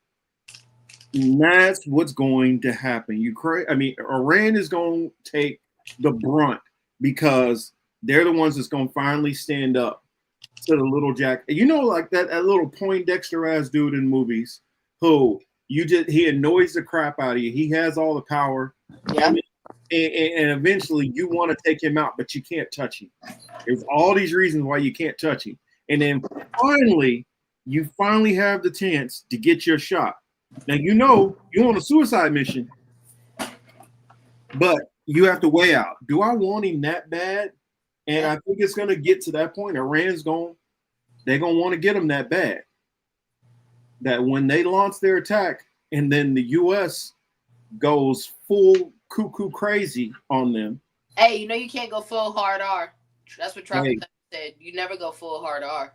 I think that's what we about to start. We finna go full hard R, man. Yes, we are. We about to see it. And then once they do that, China and Russia be like, you know what? We got to deal with this. If they'll do that to Iran, our buddy, our trading partner, and once you start, like, a lot of people are like, well, China is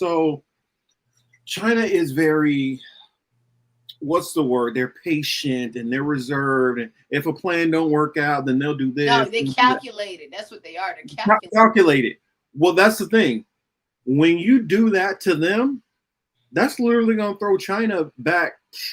Their 25-year plan gets obliterated back to now a 75-year plan because you're going to set them so far back with that one move. There has to be, they can't be calculated at that point. There needs to be action. And China and Russia will be like, yo, it's come to that point. We got to do what we got to do. Okay, now this is my whole thing. This is my other thing that I've been thinking about this whole time. I heard you just bring it up, and I want people to start thinking that BRICS, right? Yep. Give me the, okay, where's the B? Where's the B in BRICS right now? Right now, getting crazy sanctions from Trump. Right? Okay, you get what I'm saying? Them niggas, if you want to talk about anybody being quiet and calculated, it's the B. Yeah. It's the fucking B. And I want people to stop worrying. See, y'all niggas worried about RICS. Y'all motherfuckers keep worried about RICS. No. Figure what the fuck is going on with the B? Them niggas is too quiet for me. And that's something that I'm so excited to talk about too. It's like I hear that you know Trump got them on sanctions. They trying to figure out their tariff shit. We all this other shit. But it's more or less the fact that I'm sitting here and it's like, damn, Brazil been kind of quiet. Brazil just been taking their little hits left and right and been sitting quiet in the background. You do not want to, don't ever sleep on a quiet kid in the classroom. Yep. Because y'all should already know what that quiet kid in the classroom is capable of doing. That motherfucker gonna come in on a Thursday, unprovoked. Y'all ain't even gonna see this motherfucker coming. You better get that nigga a Snickers bar. And we ain't been giving B no Snickers bars. Them niggas is not happy with us. Trump fucking it up on our behalf, bro. We finna get slaughtered at the school because niggas keep poking BRICS. The B in BRICS. Niggas is fucking with the B in BRICS right now. And he's just sitting there quietly listening to his emo music, thinking about shooting everybody. Yep. And I well, it's funny that you mentioned that because going to my non-secular people, my Bible believers, what it talks about in there is it says like that great city Babylon, mystery Babylon, all those who ate at the table with Babylon are going to betray her. Yep. Now, I don't know if y'all noticed this, but do you know what's the which country has the largest population of their citizens who live there? Who's an American ally? That's a Jeopardy question for you right there.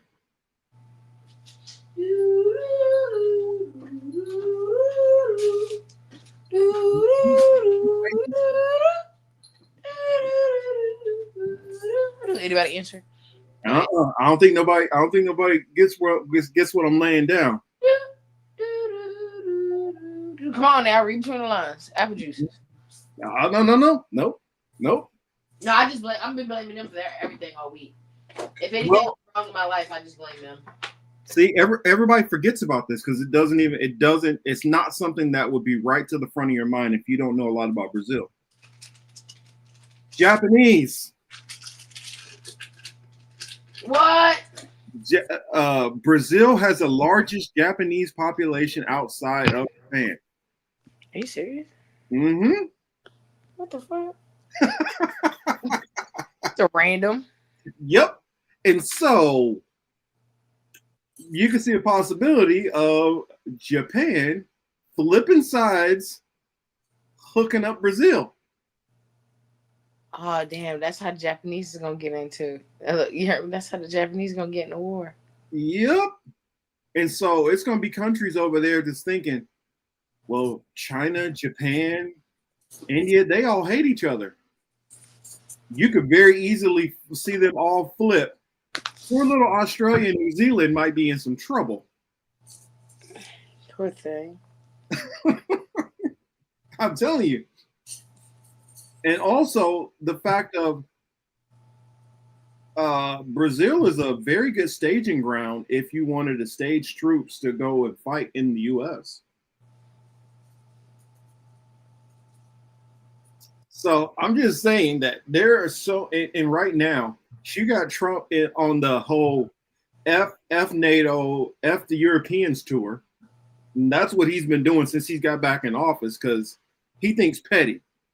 You like Biden over me, so F you. Well, they're like, you know what? The U.S. has not been that great of an ally to us over the years lately. They've been kind of disrespecting us.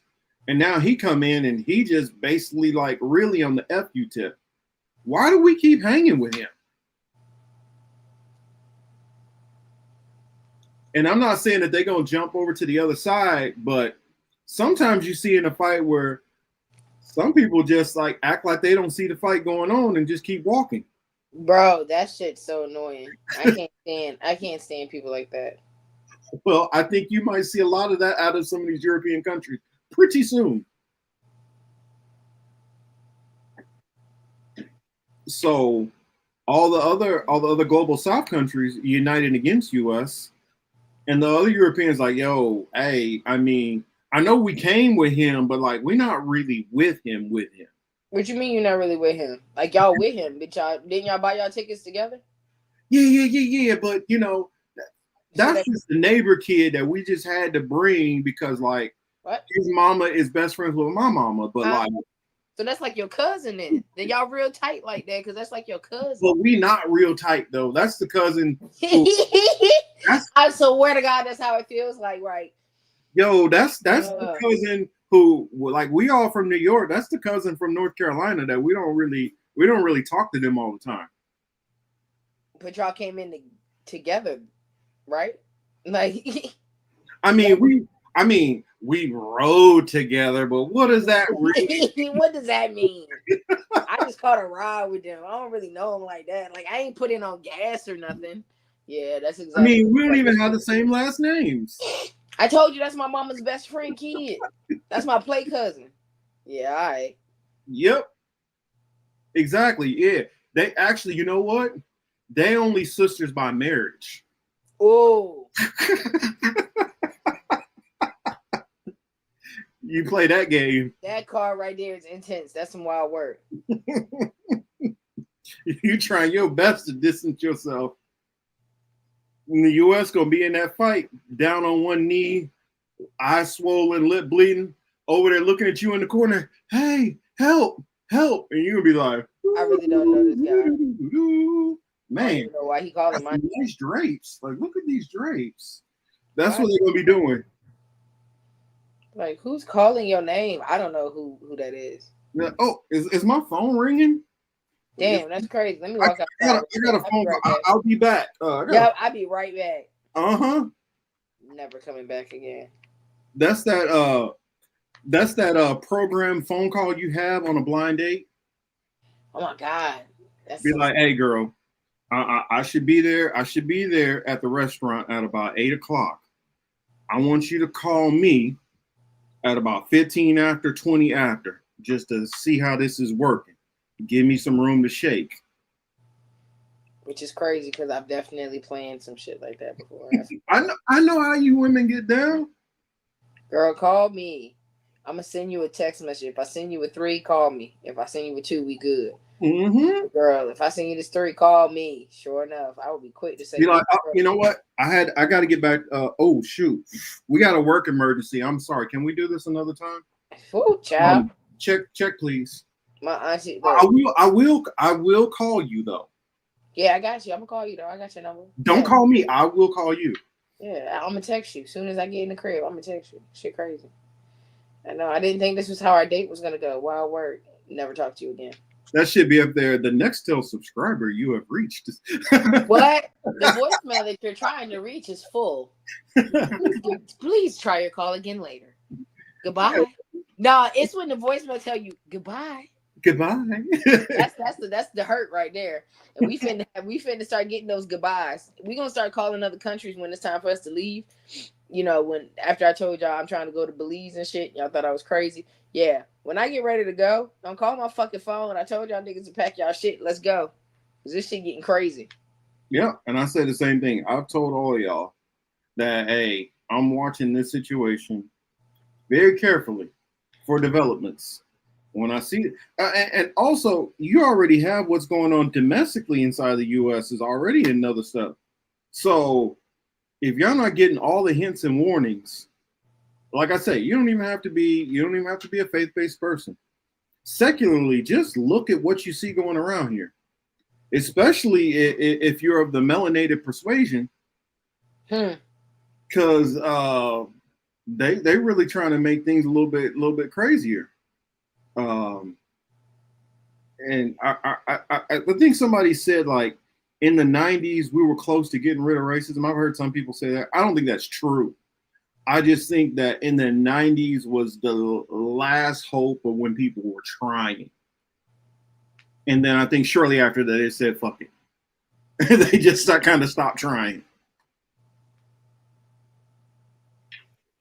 But, oh yeah. So that's my thoughts on that. Like the Greater Israel Project, for those who don't know, I will say this again. Like the whole area, the whole Lebanon, Syria, Egypt, Jordan, Saudi Arabia, even Iraq, all of that is encompassed in the Greater Israel Project. And knowing how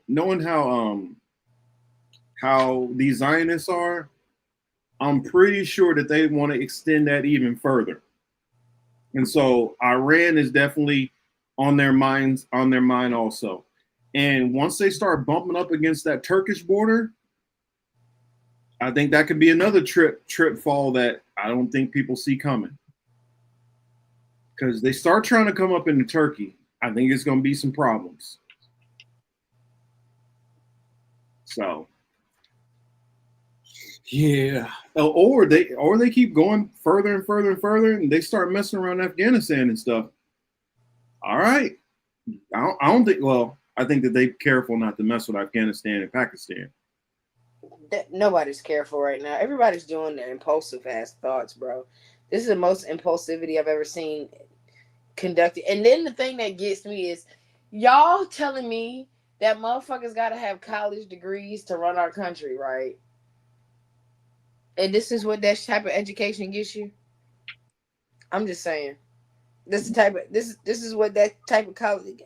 I don't think you need to go to college if people out here making these type of terrible decisions on our lives, on our behalf.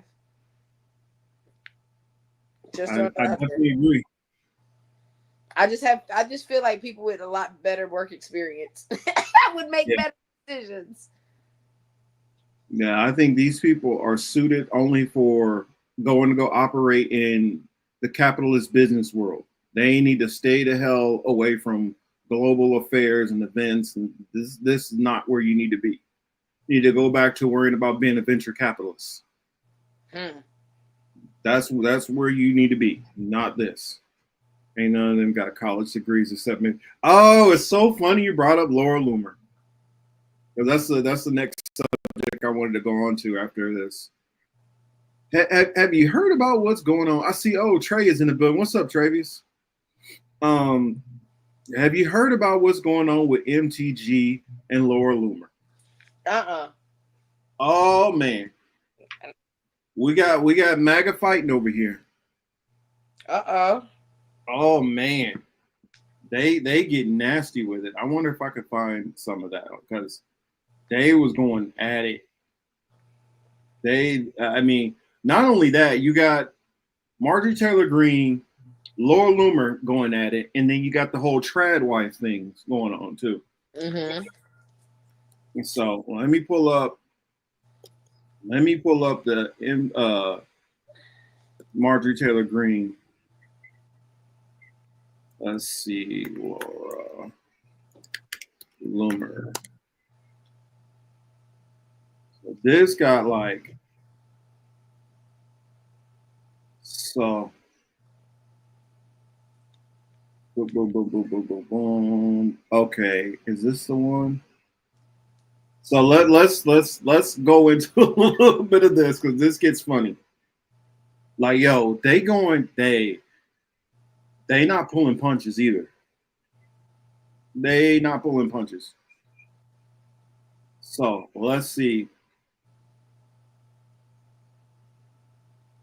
So I find this one here. Marjorie Taylor Greene blasts Loomer, and Laura blocks her. Thought Laura had all the receipts, but when she's called out, she runs. America needs to support. I was like, okay. So what does this say here? It says, I looked her up, and after she attacked Medal of Honor recipient Florent Grogberg, who risked his own life to heroically save his military brothers from suicide. That's not the one I'm looking for. I'm looking for the juice. Where the juice at? Shut up, Laura. There is more. Start off, shut up, Laura. Shut your bitch ass up. Like, god damn.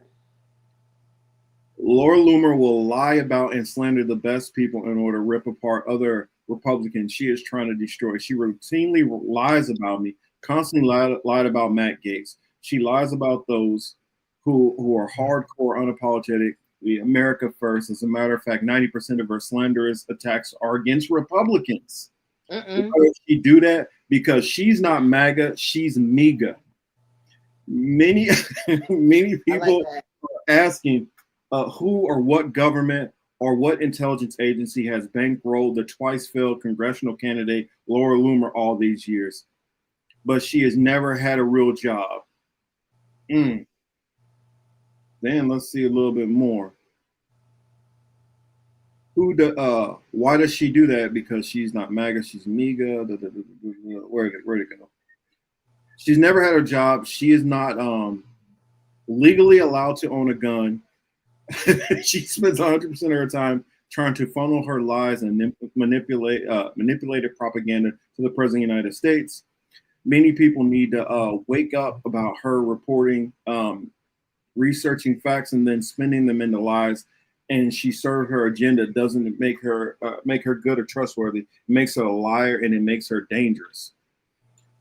So that's one of the tweets I saw. Where was it? What she said back to her. What she said back to her. Where is it at? Where is it at? I don't know. Did you hear what she said back? No, but what I'm about to say is about to piss off the world because it's been pissing me off. Yeah. So my dad is the main one. So my dad has always been like, gee, you can't say certain things on the internet and this, that, and third, blah, blah, blah, blah, blah, blah. Man, I just want to throw out, fuck every auntie that snitched on me and my dad about me tweaking out on Facebook. Fuck every uncle that ever switched out and wanted to be funny about me tweaking out on Facebook and Instagram.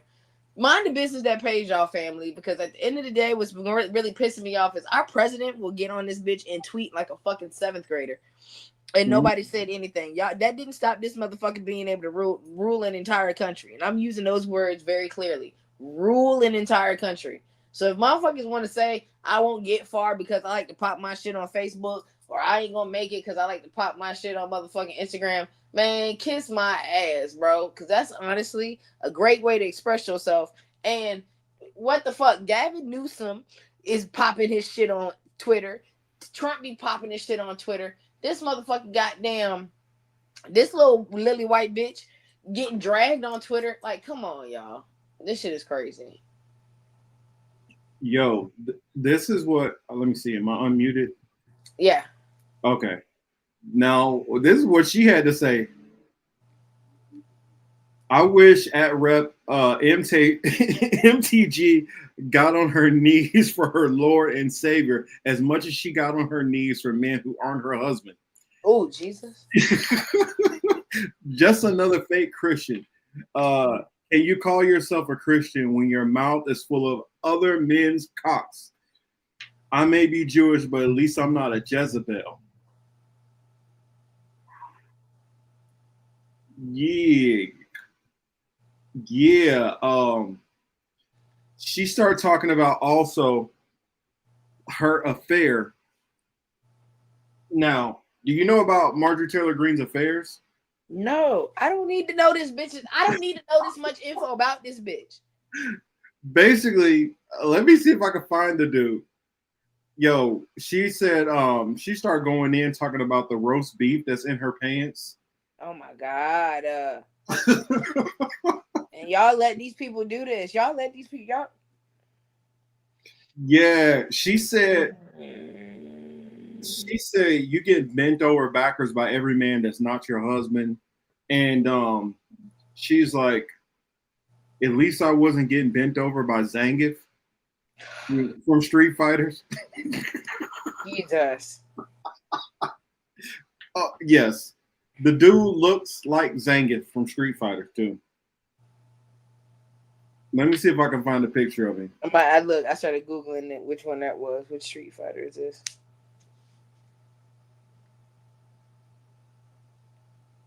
Let's see if I can find the picture.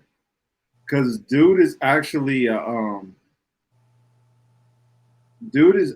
like, he cosplays as Zangief. He cosplays as Zangief. Oh man, why is this not showing? This is just showing the actual real Zangief. It's not showing, like, for y'all who remember Street Fighter, the dude literally dresses up like Zangief.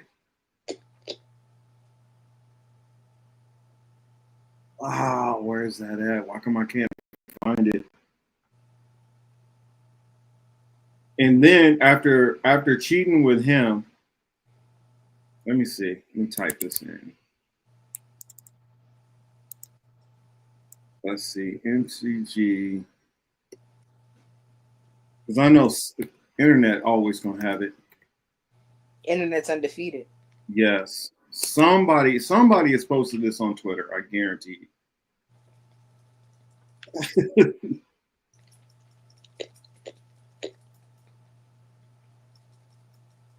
This is what Zangief looks like. The internet is so undefeated. But oh my God, why come I can't? Oh, there it is.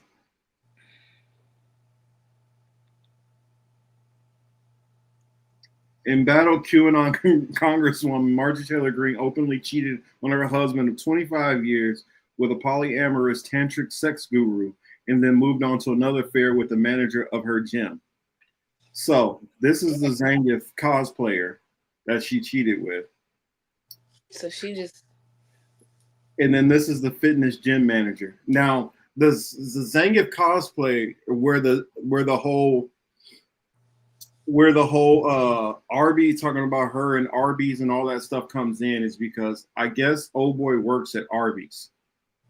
Oh God. That's her shit look like some Arby's. Well, and that's like the double entendre she's played with the whole joke. Like, yeah, she got roast beef in her pants. Like that's in a deposition. And then in that same deposition, she just randomly threw out. And by the way, like a whole lot of staffers tell me Lindsey Graham is gay.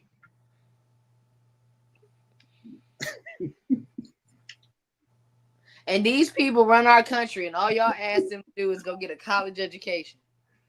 I can go through more background checks for my position where I work in the world, and y'all listen, y'all about to piss me off. Yeah, I mean, this other one, I got, you know what? I'm gonna contract this one out to my brothers out here. Abba and Preach. Because they covered this one better than I ever can. Because this got crazy. And I just wanted you to hear some of this as they put it together too. Basically, this starts. This is the trad wife battle. You know what the trad wives are, right?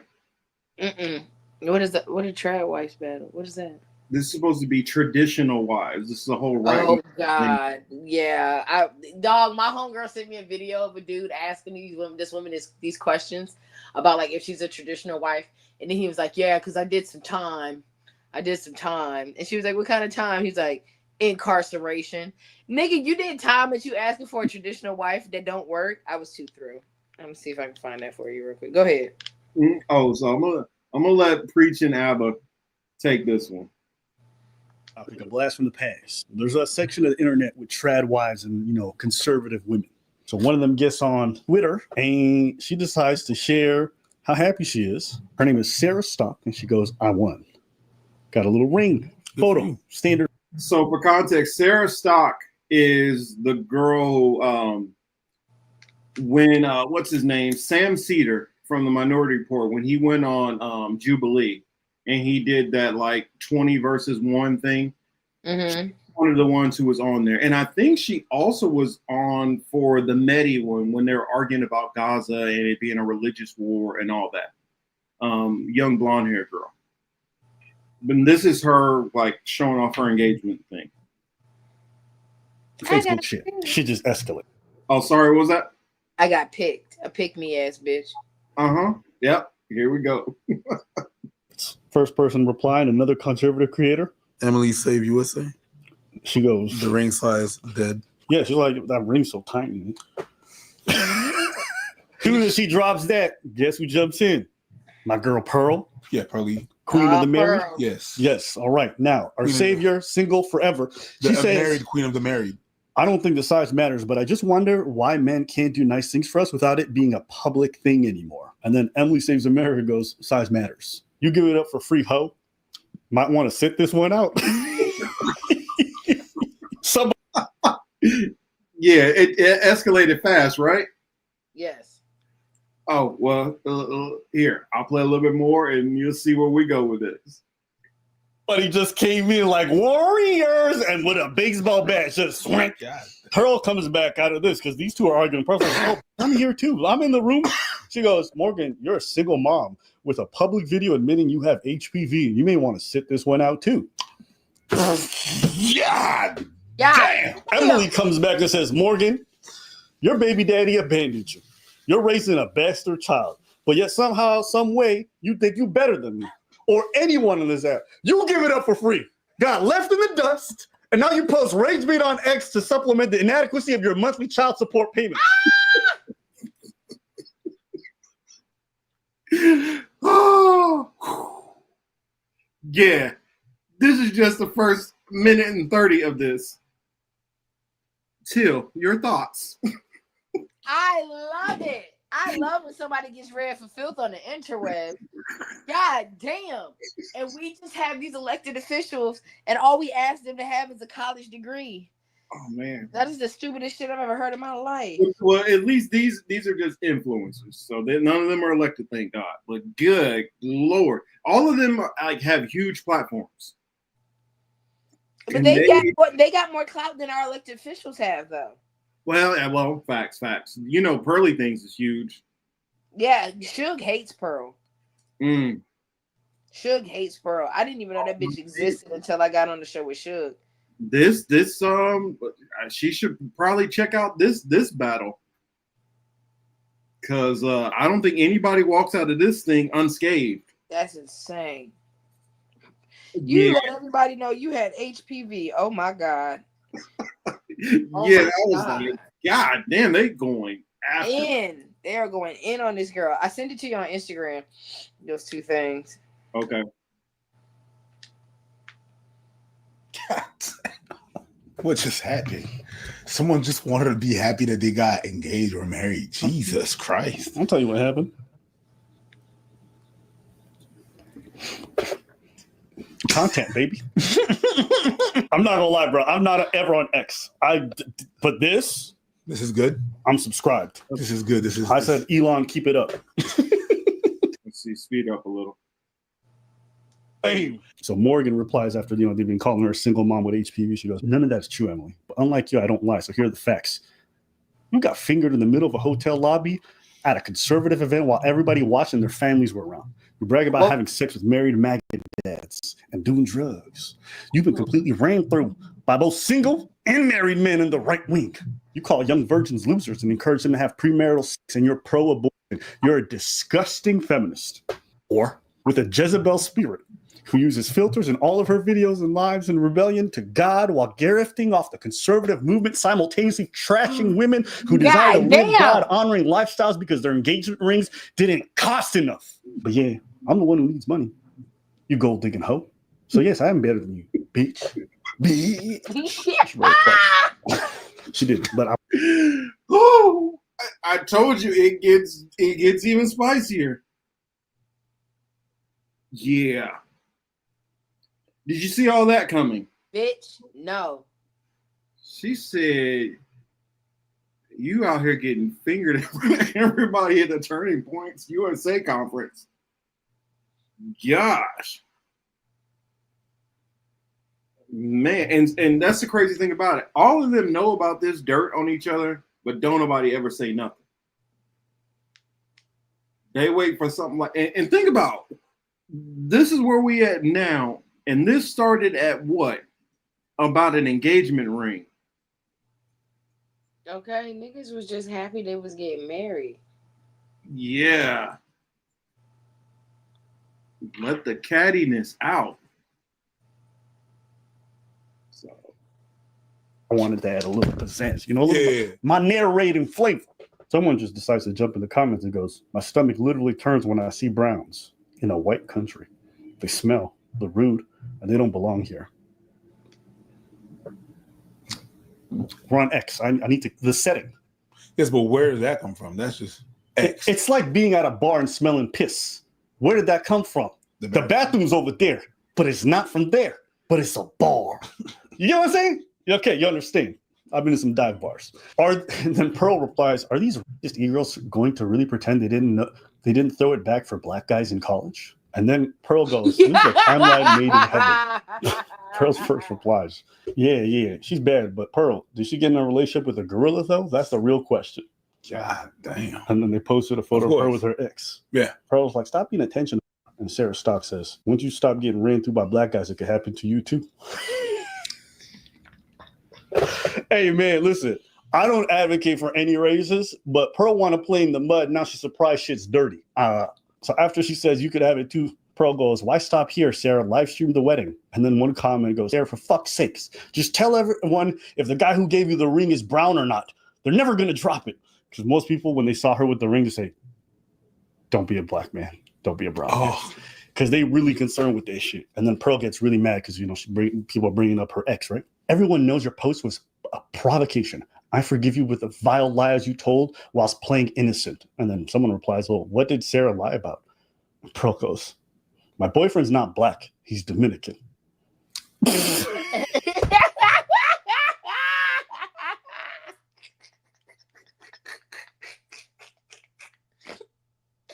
I'm sorry. That was, I shouldn't laugh like that. I shouldn't laugh that hard. I'm sorry. My boyfriend's not black. He's Dominican. Bitch, that's one. Okay. Oh. Sorry, I was muted the whole time. I was like, I saw this and I was like, I got to hear what Teal thinks about this. Like, this is my boyfriend's not black. He's Dominican. Mm-hmm. I love it here. This is funny. Yeah, it's like it's Twitter, of course. So you know, at some point it was gonna get a little racist. It's gonna have to. It's inevitable. Hey. Right wingers, and racism, it go hand in hand. But I was like, "Whoo, this just keeps getting spicier and spicier." He's not black. He's Dominican. And we just clearly saw, oh, he black. He can be Dominican, but he's still black. And it's like he's my complete. Now he's probably darker than I am. He's black, bro. Dominicans are black. Mm-hmm. Well, most of them, yeah.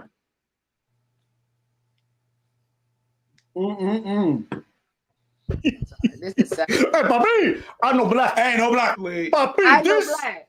Not black. I know black. I know black. I know papi. I know black. I know black. No negro. Hispanic. Okay. Hey, okay. Say it. And then someone pops in, coming after Pearl. She goes, she literally wrote the same thing when I got engaged, laughing my ass off. And she posted a screenshot of Pearl shitting on her for posting a picture of her ring. And it turns out Pearl's got a long history of shitting on women for posting the fact that they got married and they posted a picture of their ring finger. Yeah. I've never spent time on X or like even Pearl's Twitter to be even more specific. But when I browse just for like the post all day long, like she'll shit on women and modern women, but she's the biggest attention. She posts like 30 times a day. And she says, like, I love attention. Which is like, it's just funny just seeing her shit on modern women and like she's the quintessence. But moving. She goes, Yes, ladies, I need another story about how great of a wife you are this morning. Your humility is awesome. Another tweet goes, being a mother doesn't automatically make you a better person. A woman who's a bitch is a bitchy woman with a kid. All of you men calling women seem to be confident that your wife did not throw it back in college. Conservative women cannot help but use a relationship and children to build their brand. Hey, trad ladies, you are actually not a virgin on your wedding day. If you got finger blasted, took it from the back door, did oral, you can get STD from all those things. You are not. It's just like tweet after tweet being like, fuck you women who post about being wives. It's like, girls just want to have fun.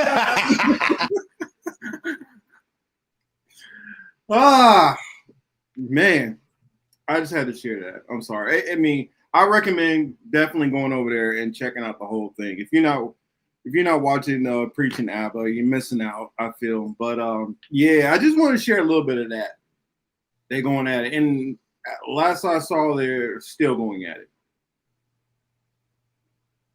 So yeah, your thoughts on that, Teal? Hey, the whole traditional wife talk altogether is it's hilarious to me. Mm-hmm.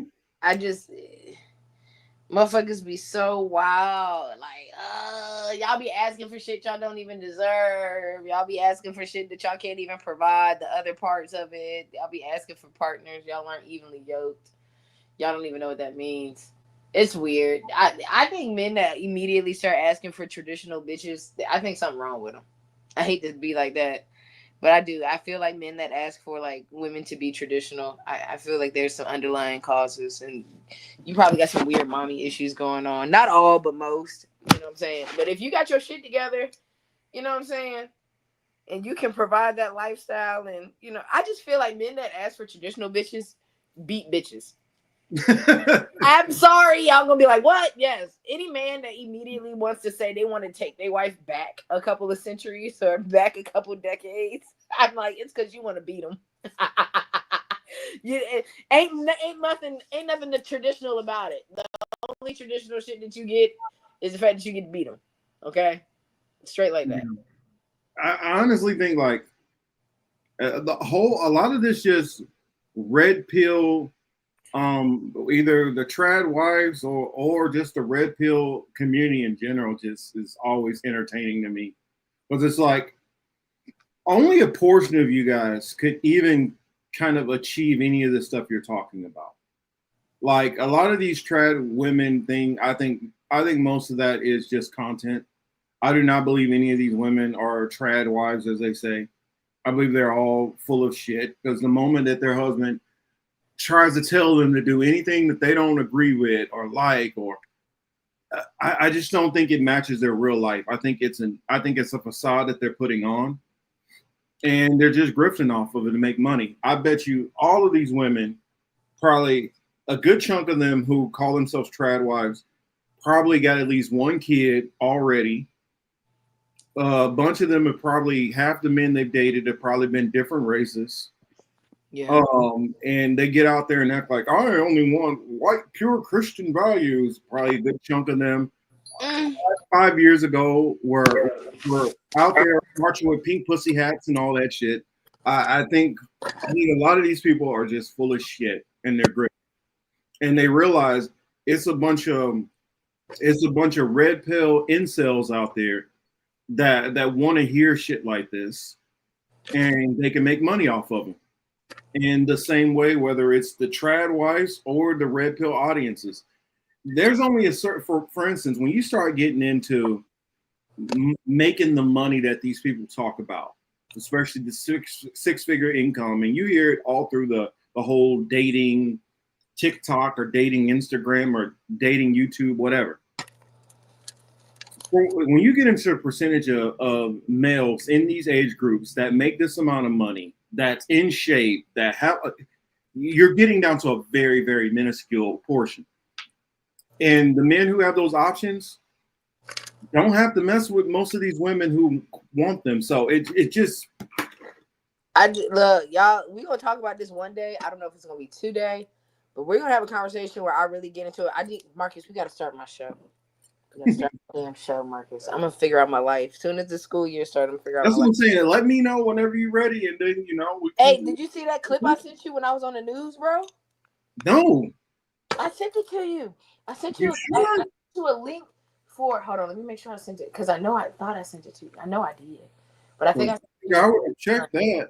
No. I texted it to you. That Petersburg lunch thing. That's me, dog. I was on the news. I texted it to you. But anyway, I want to have a conversation one day, either be it on my first episode of my show or that is you. That's me, dog. I'm at the last 30 seconds. I'm in the last 30 seconds, bro. They get to talking to me and everything. My name at the bottom of the shit. I'm on the news. I'm a big dog now. But I want to talk about how dudes, this is gonna sound so wild, and this is a controversial statement. Fuck traditional bitches. Dudes need to marry the slut in their life. What? I'm just gonna throw that out there. I'm gonna say it again for the people in the back. Men, y'all need to stop fucking thinking that y'all gonna get you a virgin and go marry that slut in your life. Because at the end of the day, you gonna go for her anyway. You gonna cheat on your wife for the bitch that suck your nuts. Like, I'm just gonna be honest with you. You really are. So go marry the bitch that do everything that you want her to do to you. Cause be happy. Cause you're not gonna be happy with the goody two shoes, the good, oh, I'm not gonna do that. What if God looking ass bitch? You're not gonna be happy. I'm trying to tell you. Just go marry the slut. Just go marry the slut, bro. You love that girl anyway. You love that girl filthy. She love your filthy draws, and you love her filthy draws too. Please go marry the slut. You're gonna be you're gonna be happy. I think what I would say is stop listening to all these people on the outside tell you, you need to have a this, and she needs to fit this category and that. Make sure she fits your life, bro. You all need to get out of listening to people online tell you who you need to be with. That's what I would say, because most of these red pill dudes, and I actually am not even gonna say red pill. I think a lot of these female sprinkle types are even worse. They are, bro. They telling these women that, I don't know, unless a dude is gonna spend basically $2,000 on dinner on you on the first date, that you don't need to pay attention to. I'm like, nah, you gonna have these women a fucking alone. That's what you're gonna do. You send a whole lot of women to be fucking miserable and lonely. I tell people all the time. Me and my baby brother got into it. I told him about women that immediately go, I need a man that provides. I need a man that provides. I will say that until I'm blue in the face. I will. I'll say I want a man that provides, but I don't want a man that provides financially. I can do that myself. I've always had my own bread spread. I need a man that can provide security, safety, safe space for me. That type of environment, protection. Shit that I just don't feel like doing by my goddamn self. You know how hard it is for a female to be in constant survival mode? That shit's tiring. Mm-hmm. You know what I'm saying? I need a man that's going to be able to let me put my shit down for a second. I've been holding it down for a long time for myself. Can I put my shit down for a second with you real quick? Now, if you can do that for me, I'm sold. Well, I think that's the thing which I feel like a lot of them aren't understanding. I think that there are far more women out there, these independent women, if they saw a man that they could be vulnerable with, mm-hmm. a lot of them would fall into that trad wife kind of category in the first place, because most of them don't really want to be doing this independent woman shit. Hell no. Beyonce didn't lie to a lot of y'all. Around the world, girl. Yeah. I ain't never said they don't really want to be doing all that. I guarantee you that. But since this world out here is basically told everybody this is how you need to move, these women are just following it. That's my thoughts. And y'all could tell me, no, Marcus, you don't know what you're talking about. No, because I don't want to do it. I don't want to do it. I'm telling you that right now. I never wanted to. I didn't sign up for this shit. I didn't want to do this shit. I want to be at home making cookies every goddamn day. Y'all think I want to go put 40 hours a week in? For real. Y'all think I want to go work 40 hours a week, come home and see a nigga ask me for something for dinner? What? Yeah, that's what I think. A lot of these women, they will drop that tough shell if they're allowed to be able to drop that tough shell. That's the part. That's the thing. Am I allowed to? Because at the end of the day, like I'm hurting right now, bro. I don't want to do this shit no more. Mm-hmm. I don't. This shit ain't fun. Y'all thought this shit was cute. Going to work, coming back. I work, he work. We both work. We both tired, and I still got to get up and clean and cook and take care of these crumb snatchers. Yep. That's where the rub comes in. That's where you have unhappiness, because you can't expect for traditional roles and her to do everything when y'all both working the same. So if you making enough, and I'm not saying you got to go out there and you got to be out there making $150,000 a year, nothing crazy. If you're able to provide for the household and take the pressure off, and even if she just working part-time or something, then that makes it a whole lot easier for her to be like, you know what? Okay, I only work 20 hours a week. Yeah, I can wash some clothes and do some dishes, and and if you're able to do more where she don't have to work at all and could just take care of the house, you will see a lot more, I think, happier returns. Unless you the old girl that been fucking everybody but her husband, then you got bitches like that that's fucking it up for everybody. Well, yeah, that's where you got to be careful, because when Till, you're saying just going ahead and marry that one that's doing all that shit. The only problem with that you got to worry is what happens when you get the one who, okay, she got all the bills paid for and taken care of. Now all she do is, when you pulling on these long hours, you got another nigga up in that house doing all kind of things. And that's where discernment comes in. I never said fuck the bitch that fucked the whole crew. I said fuck the bitch that fuck you the way you want to be fucked. Fuck your slut. Because there's a woman, I promise you, this is from a woman's point of view.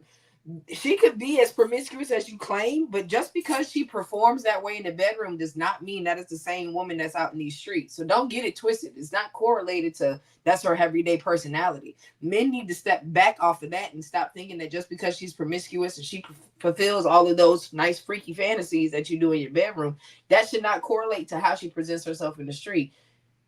That's your fault. If you pick the hoe of your crew, then that's on you, bro. But what I said was, you need to fuck the slut that fucks with you. That's what it is.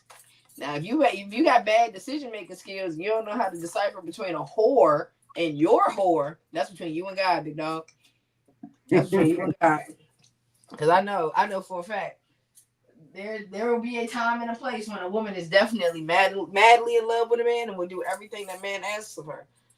And that's another thing. If she really fucks with you, then that's what it is. She won't do that for anybody else. I don't know what kind of women y'all keep coming in contact with. I feel sad for y'all, actually. Shit. Yeah.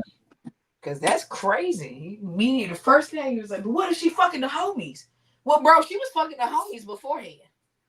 Mm-hmm. So that out there. I promise you, she was fucking the homies before I made that statement. Yeah. Well, we got our own personal celebrity here, Till, making an appearance. So here, I'm put this on for y'all. Check it out. That's famous, y'all. Confident they're getting a but here you go. Healthy and appetizing meal. That's right. 8 News reporter Mariah Jalad took a step inside lunchrooms this week. She's live in our Back to School HQ. And Mariah, what's for lunch this year? Eric, Deanna, after we heard complaints about lunches at Petersburg schools in 2024, the school system decided to step it up, and they're keeping the improvements this year. I took a look at lunchrooms across Central Virginia to find out what's on students' plates. Step inside the lunchroom at Petersburg High School and you'll see tacos, wings, pizza, but most importantly, students excited to eat. That hasn't always been the case. You know, last year, sometimes you would look at the food and you wouldn't want to try it. Last year, pictures of school lunch at a Petersburg city school went viral for showing unappetizing food being served to students. The school system made a change, tasking Taher Food Service Management with providing high-quality lunches. Now that partnership continues. Nutrition is absolutely at the primary of our focus, right?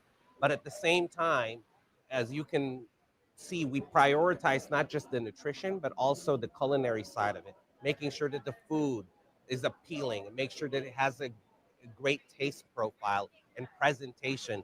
Students are seeing and tasting the results. The proportion is better, and it's just overall, I feel like it's cooked better. Tastes like more flavor. And at Richmond Public Schools, new options are coming too. Earlier this year, the Student Advisory Council gave students the opportunity to sample and weigh in on possible menu items. I want to add that burrito thing and maybe the tahini fruit. That was very good. School officials say the tahini fruit made students top 10. It's just one of the new items that will now be on the menu. We listened to our students, we heard them, and we're making it happen. For nutrition services workers, the goal is to provide a good lunch that can give extra support to students in need. Sometimes their first meal or their lunch might be their only meal. So we want to make sure that if that is their option, that we give them the best option to allow them to continue to fuel. We got to fuel these brains so that they can continue to be amazing children in our communities. PCPS says after this year's contract with Taher Food Services, they're hoping to continue the partnership for at least 3 more years. Live in the Back to School HQ, Mariah Jalad, 8 News. I'm famous, y'all. I'm famous, y'all. Very own Teal doing big things. Very impressive. Very impressive. Thank you, y'all, and thanks. Tomorrow's the first day of school, so yeah, worried. Oh, so back to it, huh? Back to it tomorrow. Yeah, man, it's crazy. Tomorrow's first day of school. We got a lot of stuff on deck. Man, wild ride, wild times. There we go. But yeah, sorry about that. But yeah, I mean that's good, and I could see. Ooh, that what was that like? Chicken? God, don't give me. I don't even know what the fuck they was giving them kids last year, because that shit was crazy. What the heck was that? I would rather the cheapo shit we had back in the 90s than what I was seeing there. Like, ew. That shit was ridiculous. Oodles and noodles and some chicken nuggets with some red sauce. I don't know what that was, to be honest. I couldn't tell you. It was just like, yeah, let's just get the flour tortilla right out of the bag and just put it on and just there. throw it on the tray. What's in it? I don't know. We'll just fold it up. Throw it on the tray. Like, wow. Yeah, that who that say prison food? That's what it looked like. Hey, I ain't trying to be funny. I swear the prison ate better than that. That looked terrible. I can tell you in a heavily black area too. 95% of our staff is black. Shit, I was looking at the students and everybody like, God damn. Bro, not one white cheerleader. I'm trying to tell you. Really? Yeah, not one white cheerleader. We have one high school, one middle school, 6 elementary. When I tell you, out of that whole high school cheerleader department, not one white girl. Wow. Petersburg is honestly 90-some-odd% black anyway. Really? Yeah. I didn't even know it was that many cities still like that. Yeah, Petersburg is one of them. Top populated black city in Virginia. They shitting on the peninsula, high key. Mm. And I mean, and it was wild. The entire football team looked black. I think there's a couple white boys. My entire staff is black. Mm. Most of the teachers are black. I think I've seen like seven white teachers this entire time in the entire district. Because I want to say, I think my school was probably like 55%. So it was a little bit more diverse, and that's the most. My area, as far as KC, is the most melanated area you're gonna find. And it's probably. I think the KC metro is, last I looked, is like 32% black, which national average 32% is actually high compared to a lot of other areas. You wouldn't expect that, would you? No. I mean, we got a much higher per capita black average in Kansas City than we do in LA. That's crazy. And it's funny. They think we're the school, we're the area with all the white people. Like, oh, you probably have no black people there. It was Jacksonville. Jacksonville was like 35%. So Kansas City and Jacksonville were about the same. That's crazy. I gotta hop off and hop back in. I gotta get on my phone. No, okay, yeah. I only got one more topic. Did you see that War of the Worlds Ice Cube movie? I started watching it by accident. I was watching anime about it. and it started playing out of nowhere. It's terrible acting, by the way. I'll wait till you come back in. Okay, give me a second. Let me come right back. Talk about something else. Give me 5 minutes. Not even. Okay. So whack ass movie. That shit was. I woke up mad because I was like, "Who the fuck is talking to me?" And it was him. I'm gonna set it up for everybody. Like, yo, I said this at the beginning of the show. I don't know if y'all caught it or not. I don't know who's seen this movie or not. But Ice Cube has a movie on Amazon Prime. It's a remake of War of the Worlds. And I don't know if you want to see it and you haven't seen it yet or you plan to see it. At this point, I'm about to give spoilers. So if you don't want to hear the spoilers, you can tune out on the last part of this. But if you don't care about no spoilers, like Yonina here says, I'm never watching that movie. It's free on Amazon for me. This movie literally got a 0 on Rotten Tomatoes. This is how bad the movie is. And so let me pull up some of the other ones. Let's see. War of the Worlds. I'm up there reaching for a mouse, so I'm tripping. So you had the 2005 one, which got a lot of acclaim. This goes back from the H.G. Wells 300-page novel, and it's War of the Worlds is a science fiction novel by English author H.G. Wells about a attempted invasion of Earth. So that's the original one. This one goes all the way back to, I mean, how far did this go back? I think it says that this one goes all the way back to 1898. So this dude was like way thinking ahead. And then where it got really popularized, especially in America, would be the 1950s version, which was let me back it up. Where was that? 1950s version of it. No, I'm not going to play trailer. Dang it, I didn't want to click there. But anyway, they had a 1950s version of it. And then they even had like a radio broadcast version of this. And honestly, it freaked a whole lot of people out that they thought like a real invasion was happening. Well, it got cult acclaim, and eventually they decided to remake it. And that's where I want to say the 2005 version comes in with Tom Cruise. He says, I do not care about spoilers. I'm not watching. Yeah, over 100 years old. And so all the other ones try to keep to the original one as much as possible. They just change up a couple of things. I guess you guys can see my shirt a little bit better. We got money for us. Can't feed the poor. All right. But so this remake of it stars Ice Cube in the protagonist role.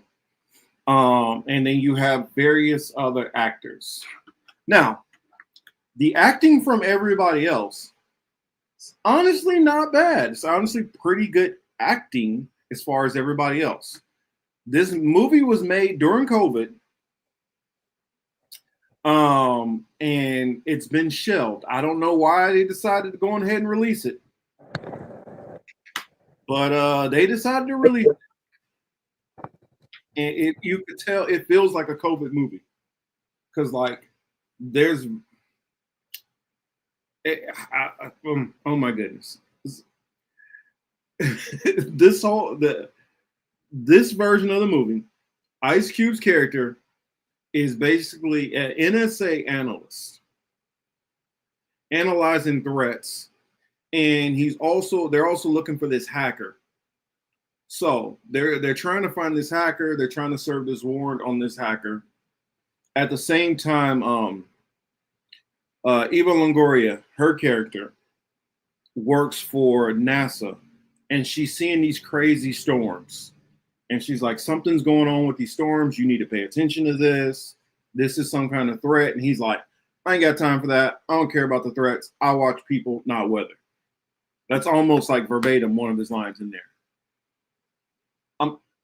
This movie is just, this is the reason why it's so hard to buy is just Ice Cube. I don't see whatever his character's name was supposed to be. I just see Ice Cube in front of a screen. It's almost like he just reading lines, sitting behind a computer monitor. Nobody was actually like in the movie with each other. That's the part that got me. That's how you know it's a COVID movie. Everybody is doing their fucking shit via Zoom. This whole movie was done via Zoom. Yes. I don't know how many people remember when the show Catfish hit COVID and they was doing everything through Zoom. Imagine the old Catfish, and then if you didn't see any of the COVID episodes, or if you did see it, that's the transition of what it was like. Like he and literally his character is like one of the worst like NSA employees ever. Like this dude is not worried about his job. He literally uses his post to spy on his kids all day long. And when I mean spy on his kids, I mean like to the level of hacking his daughter's refrigerator to pay attention to what she's eating because his daughter's pregnant, to micromanaging her food intake and where the baby father is, her boyfriend, to where he's at driving around. He's an Amazon worker. Plot twist for you. He's an Amazon worker in the Amazon movie. Then the son is at home playing video games. He hacks into his computer, deletes his games. And so the father literally spends most of the movie using CC cameras bouncing around, following his kids all over the town and what the hell that they're doing. And then the other thing he's focused on is one threat, which they're supposedly going after. Some hacker.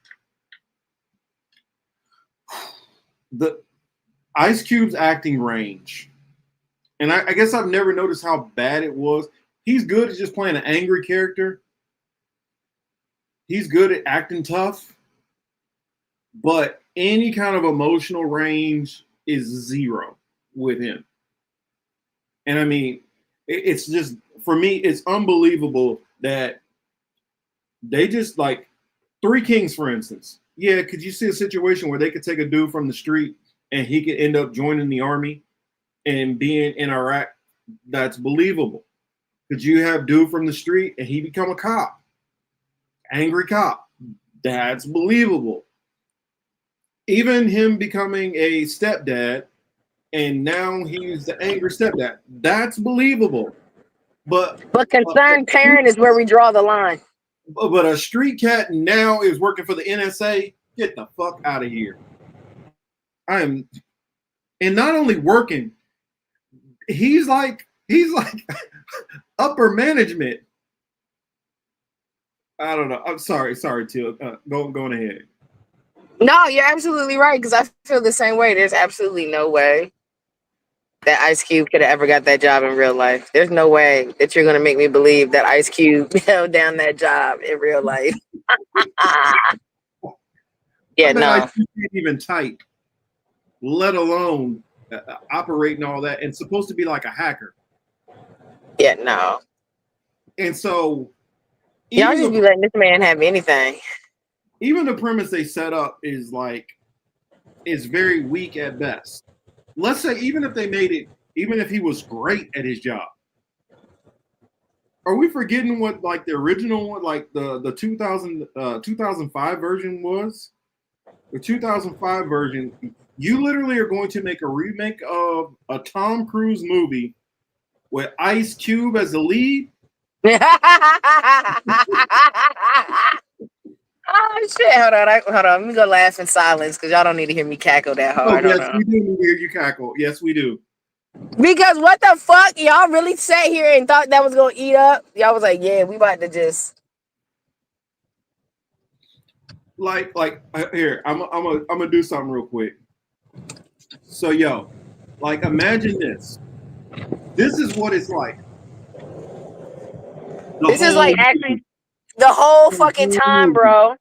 Staring at my face, Ice Cube's face, for about 75% of the movie.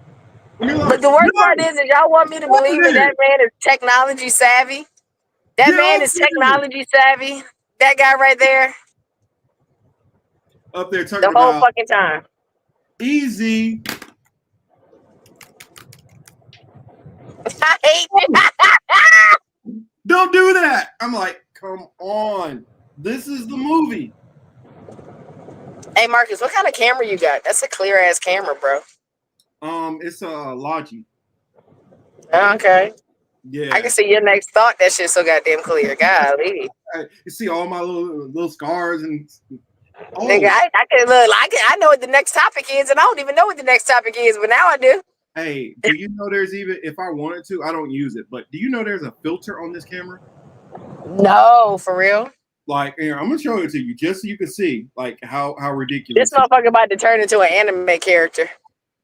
Like I yeah. literally can filter the camera so that it smooths out any kind of. Let me go. Visual effects. Where is it at? Enhanced skin appearance. Jesus. Yes, that's an actual feature. Now let me take it all the way to the max. Oh, that shit smoothed out all his shit. Lord have mercy. This shit is wild. Yeah, let me turn that off because I don't like the face. But he's gonna turn into an anime character. I told you, man. It could do some things. But like, yeah, you gonna have to send me that Amazon link so I can cop me one of them. Yeah, it's and the thing about it is, I don't even have it on 1080p.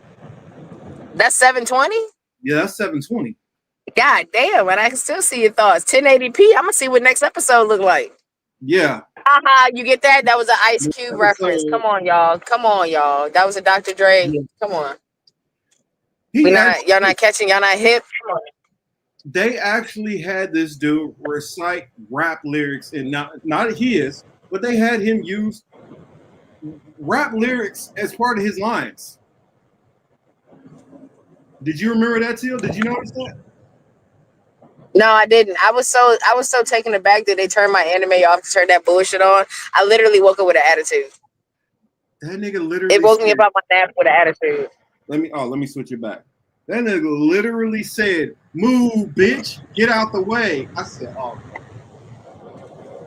no, he didn't." Yes, he used Ludacris lyrics in as part of his lines. That's so sad. That's how bad the movie industry is now. Look, this is the only time you'll probably hear somebody say that. Bring Weinstein back, okay? Movies suck right now. Yeah. Y'all gonna have to bring back. I'm not saying pedophiles are great because they're not. They're horrible humans, but they make really good art. I mean, shit. Diddy found Biggie. Weinstein made good movies. I've been Woody Allen lately. Like we just watched Days of Thunder again. We watched Eyes Wide Shut. I guess we're on a little Tom Cruise kick. Oh, I love Eyes Wide Shut now. And now we're in the middle of The Firm right now. Okay. Hey, that's what the fuck y'all need to be motherfucking remaking. Remake Eyes Wide Shut. Remake A Few Good Men. Whoa. Those are some movies that need to be remade. Well, yes and no. Because Tom Cruise did it. They were bangers enough on their own. They are, but these motherfuckers sit here want to remake all this other fuckery and foolishness. Remake some good shit so I can talk shit and say y'all suck or damn they did a good job. Days of Thunder, they should remake that one. The reason why I say they definitely should remake it because when they made that, that was back when they used that, when the cars were like all metal still and like flying off and shit. Now it's that whole like polycarbonate and it's like one piece. Where you don't have a lot of you have less of the accidents and the cars move faster and and the camera angles are way better now. So that's a movie they should remake. Just like Formula One was really good, they can remake that. But I digress. Another thing about this movie, the whole time, Eva Longoria character is the only one that's super smart, who's right on everything. And Ice Cube's dumbass character don't want to listen to shit. Because that's the portrayal of how black men don't ever listen to good advice. Man, and he basically trying to pay attention to what the FBI agent, he's concerned about that, stalking his kids and listening to what his boss say. But you got the Latina sister over here trying to give you all the information, and you like, all right, bitch, get out of my face. What did he say? He said, "Move, bitch, get out of the way." God damn, who wrote this script? Who let this shit get past production? Like, yo, do y'all know how they saved the day? They saved the day by Amazon delivery. oh hell, here we go. See, that's that dumb shit. He has to make an Amazon delivery. Like he sets up the delivery, so his basically future son-in-law, who's the Amazon delivery driver, uses the Amazon drone to fly a thumb drive to him so he can insert this virus into the computer. And then another thing to double down on the whole Amazon delivery, Amazon, all that, the drone gets flipped over. They send a message to this homeless guy and send him an Amazon gift card for him to flip the drone back over. $1,000 Amazon gift card. Well, so if y'all giving the homeless people $1,000, y'all should be able to refund my shit that be fucked up. I shouldn't have to ask no questions. Pissing me off. I don't gotta ask 45 fucking questions when y'all don't deliver my shit to my door. Where's the package? I don't fucking know. Give me my money or give me the shit back. Yo, this dude flies a drone all across the city into a building, down the stairwell. No. No. I'm glad I didn't watch the rest of it because it's gonna piss me off. Now, most people's phones lose signal in a stairwell. He somehow flies a drone down the stairwell and then out. I don't know how he gets out the stairwell, but somehow the drone flies through and gives Ice Cube. He's up there. Come on, man! Hurry up with the drive. Hurry up, Kevin, or something like that. You couldn't have met him halfway. You're just gonna stand there. I'm not going nowhere until you fly the drone all the way exactly to me and put it in my hand. And so they also discover that the aliens are symbiotic, like half. It's nanobots. That's when I woke up. The 3 little nanobots Eva Longoria pulled out her ass. They just eating data. Yeah, because they give us the threat that she's gonna die like 3 times in the movie, and she miraculously survives. The son, they make it like he's about to go. He survives. Like basically nobody. Oh yeah, that's right. Another thing, he hacks into a Tesla to drive his daughter to safety. All right, now our imitate life. Yeah, I'm like, this is so like low budget and bad at the same time. Yeah, it was just, and then you missed the very end because how he ends it off in, they're like, hey, well, you know, since you were the hero, because at the end he finds out that his son is actually the hacker. So great NSA spy you are. You're able to follow your daughter and son everywhere they go and monitor everything, but you can't figure out your son is the fucking hacker that you've been searching for. Weak. On that alone, he should be fired. But dead ass. He gets mad at the like when he finds out that his boss is the one, like all the stuff that his son, who's the hacker, has been saying is true about the government, and he finally listens. Then he wants to go after his boss. Whose boss, after confronting him online over the computer, then his boss fires him and gets rid of all access at the point when he needs the access. And his son hacks into the system and gives him all his access back. How'd you do that, son? Where'd you find this? So now at the end, because they make you think that like they make you think Eva Longoria's character died like 3-4 times. They make you think the son's gonna die a couple times. They make you think the daughter's gonna die. They make you think Ice Cube gonna die. None of them die. They just get all close scares and basically come out virtually unscathed, except for the daughter gets like a rod through her leg and she's bleeding while she's pregnant at the same time. Yeah, and her baby daddy got to come and save the day, and her daddy talking to him through that's when I woke back up. Yeah, and I was like, "The fuck is playing on my fucking TV?" And I don't watch Amazon Prime. If y'all, I don't know, just to give y'all some insight, I don't watch movies anymore. That was like me and my mom's thing, so I haven't really sat down and watched movies in at least 2 years, right? So I don't sit and watch Netflix. I don't stream a lot. I might stream a show or two, might watch a couple episodes, and then I'm back off that shit. But I listen to music 24/7, 365.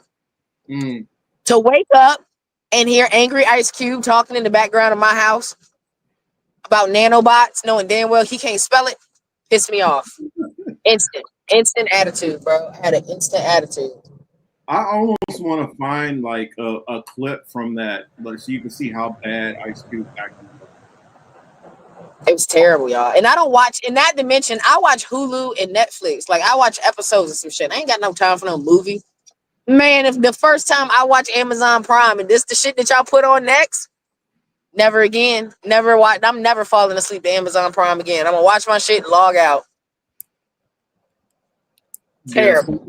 Like, it literally got, I don't know, it might be better now, but last I heard it was at like 0%.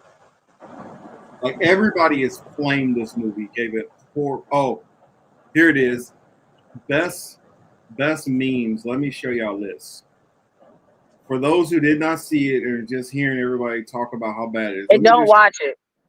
Let me just show you a little bit of the acting that was going on in there.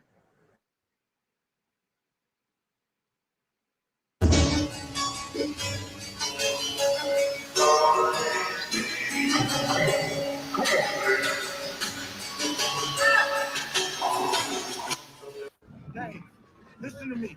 Get out of there. Now. No. You gotta get up. Keep running. Run, boy. Take this up. Hey. I'm okay. Go.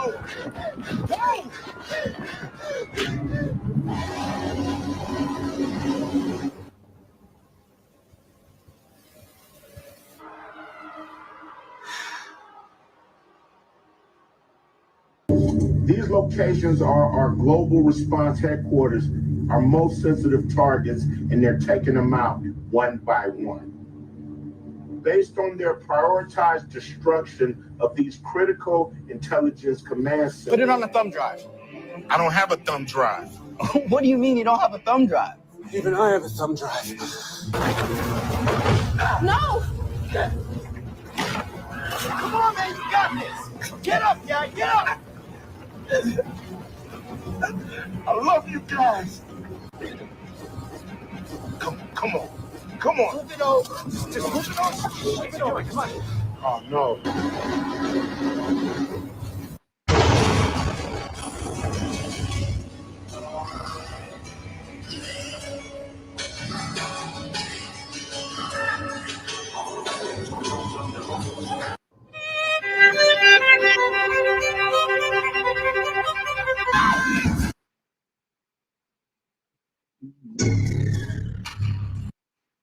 Yeah, I don't know if y'all see that. It's trash, y'all. Captivating acting there. Okay, can we talk about sci-fi since we're talking about movies? Can we break it off to mine now? Yeah, so let me break. Can we talk about China? Last thing I'll say on this is, at the end they're basically like, you saved the world, so we like the president would like to offer you this position where you can create a better surveillance system, way it should have and what it should have and shouldn't have. And he's like, nope, I'm gonna be watching y'all from now on. So that's his great advice he finishes with.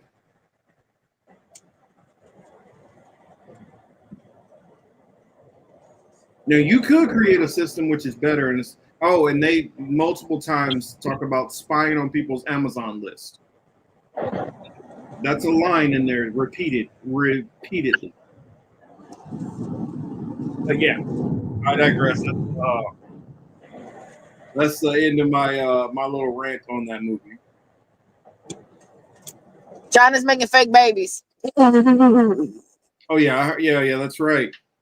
You sent me China's that. making fake robots. China's making robots to make real babies. Cabbage Patch dolls are in full effect, y'all. Yeah, that's when you sent me that, I was like, that's wild.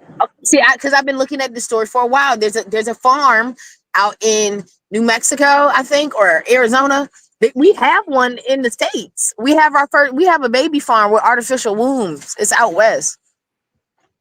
It's in the bottom two. It's in those bottom states. It's not in Nevada, but it's like Arizona or New Mexico, one of them two. But I've been peeping shit ever since I started paying attention to that. When it comes to like womb science and then like artificial babies and shit, I've been hip to that shit for a while. And then like that's the main thing that bothers me the most about Peter Thiel is that artificial womb shit. But anyway, so I've been peeping it for about a year or so, paying attention to the United States wombs and shit.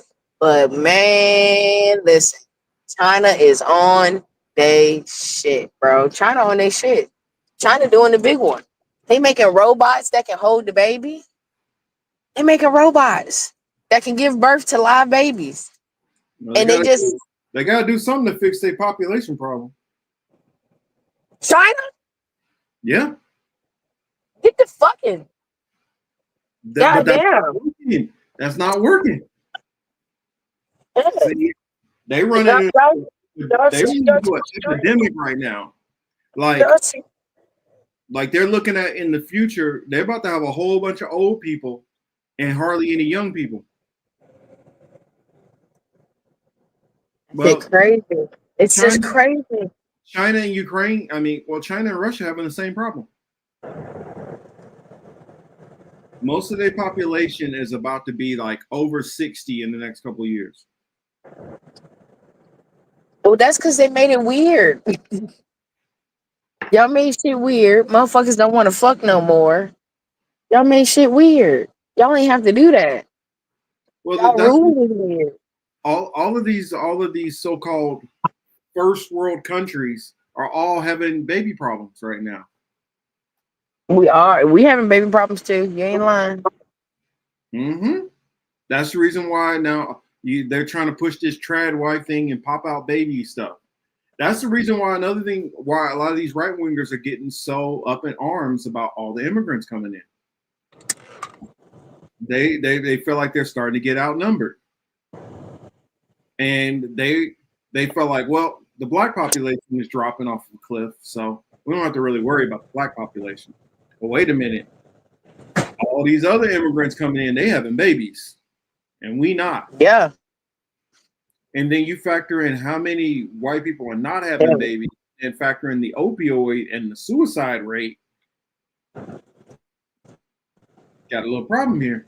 Yeah, the opioid epidemic on the white people is terrible. Like, you want to talk about crack? What crack did to black in the 80s is what fentanyl is doing to the whites right now. Mm-hmm. That shit is terrible. That shit's rough.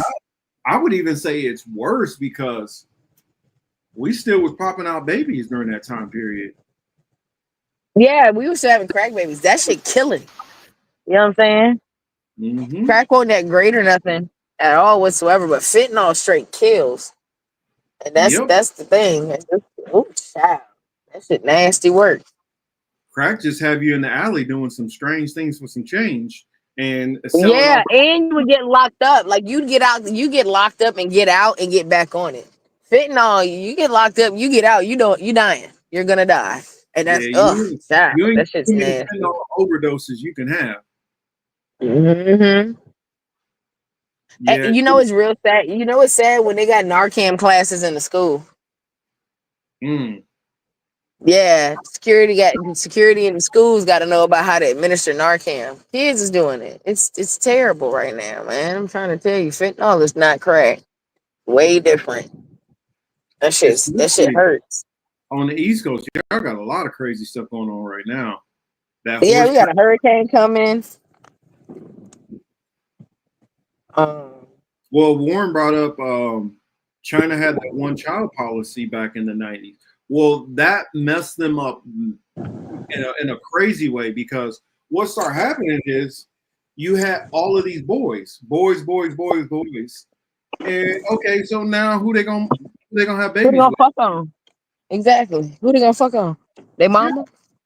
Yeah, so Just have another boy? they got rid of it, but now what happened with all them women? A lot of them got bitter, and now they want to be independent women. So now they focusing on their career and not worrying about babies till like 40s. And so even if they do have a baby, they're having maybe one child versus 3 or 4, like what they would have had if they had the kid younger. Yeah. And so I think a lot of this also is economics. And this is the one thing none of these world governments can factor in. If you leave a screwed up economy and you leave people impoverished, they're not going to want to have kids. No. I mean, who the hell's like, you know what? I'm already struggling. Let me have a baby. And so me and the baby can struggle. Let me add to the struggle. That sounds great. Yeah. You got people not able to buy homes and shit like that. And you're surprised that they don't want to have kids. Or it's not even, all of them don't want to have kids. They're just trying to be more responsible and plan that shit out. You can't just have I got knocked up. Oh, well, I got a kid now. You can't. Nobody thinks like that anymore. Hey, shout out to my homegirl. I ain't gonna put her business out there, but shout out to my homegirl making an executive decision and send it back to Amazon Prime, back to Jesus. Because she knew better. She definitely knew better. She was sitting here having a conversation with me, and I looked at her and she was like, T, don't even worry about it. I already made the decision. Cause I got to arguing with the dude because he didn't know my last name. And I said, hot god damn. You out here scrumping with somebody raw dog in life. This motherfucker don't know your last name. There's no questions asked. That baby got to go right back to Jesus. That's ridiculous. You can't just be having babies like it's the 90s. Back in the 90s, you could have a baby with somebody you might not have known for about 3-4 months. You know what I'm saying? I don't know why, but it just felt a little bit better in the 90s. But currently now, in the 90s, your parents had a little extra income so they can help you out. You also had you can get on, okay, damn, do I can do child support or WIC or something like that? You could get on that shit. Now they like, no, well, we need to sing you through all this work requirements, this, that, but now all the hoops you got to jump through. People is like, I'm not playing that game. Okay, and this is just child, having babies these days, thinking about having babies these days is insane work. I don't recommend it. Even the thought of it is stressful, at least for me. I'm thinking about it. You know what I'm saying? Look at it as that is a person who is comfortable in their life. They can make that decision, Now, unless you're somebody who you still out there, like, honestly, you have two types of people. You have the poor people who are already on some kind of government, where they're on second aid or something like that, or they got like a little job in retail and they live with their parents. Them are the ones who get knocked up and having kids, or people who they doing well enough. They got their own house. They probably married and they got, it's those two groups. Everybody that's in between that ain't trying to have no kids. Hell no. Why the fuck would I? That's too iffy. That's too iffy of a situation. You know what I'm saying? And what you having is a lot more people who are like me, where by the time they have their stuff together enough to be able to bring a kid into this world, more than likely they too damn old to do it. Because life won't easy, bro. Unless you're gonna have a bunch of like 50-year-old dudes with 30-year-old women.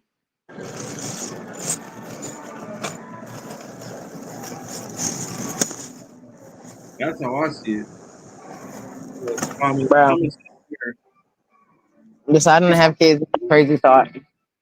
Said during colonial times, up to the 70s, whites used to average 7 kids, and now they below replacement. No wonder white supremacists fear immigration. Yeah, after they left the farms and now the factory farms have bought everything up, it was a bonus to have multiple kids because those kids can help you with the farm and they can turn a profit for you. Now having multiple kids is not an asset. It's a financial drag or burden because now you don't have something that's going to help you unless you still have that farm life going on. 7, 8 kids don't do it anymore. Also, it used to be to a point where one income could support a wife, a husband, wife, a couple of kids, one income. Now 2 incomes can barely support, 1 kid or 2 kids. Talk about it. 5, 6, 7. That's out of the question. And they cutting all the services and stuff. Trump taking stuff away. You ain't get no food stamp no more, and all this, that, and the third.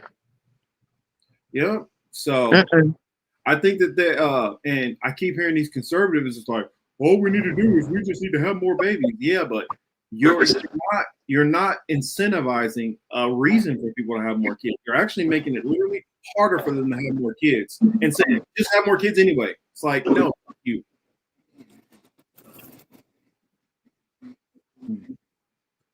But yeah, that's my thoughts on that. I mean, I look at it, the situation is only going to continue to increase in the way it's going.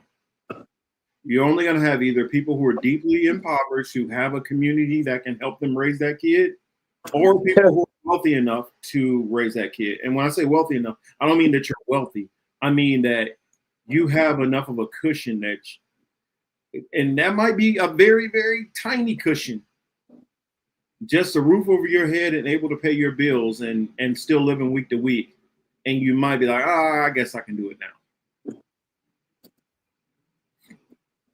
That's why you got lines. You got to say that.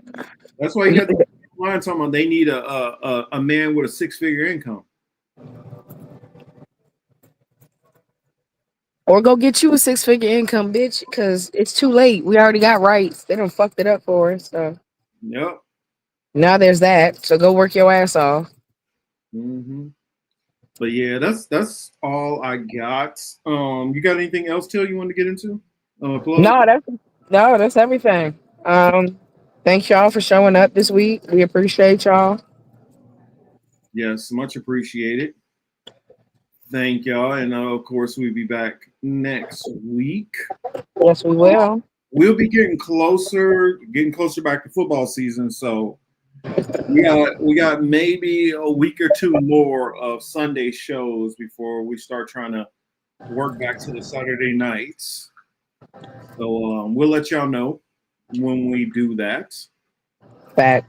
Yeah, sorry. Yeah, I know, Yonina. I had Jose in town. So for those that missed that, yes, I took him around LA. We went up to the Griffith Observatory. He got to see the Hollywood sign. We went to Echo Park. Took him down through downtown a couple of areas. We went to Little Chinatown, Little Tokyo. Bounced around a lot of places. Showed him a lot of sights. Did you record any of it? He took a lot of pictures. I mean, for me, this is probably like my 4th or 5th time kind of going around. I do got a ton of pictures in my phone from other times I've went around seeing some of this stuff. And I think I might put a video together and put some of this on TikTok. I have put some of it on there, but I think I might put some more on there. And I got me some new toys. You got a drone? No, not a drone. Let me. Do y'all want to see? Y'all want to see one of my little toys that I got? Hell yeah! While I was in Little Chinatown. All right, I'm gonna show y'all one. Just one of them. I'll be right back.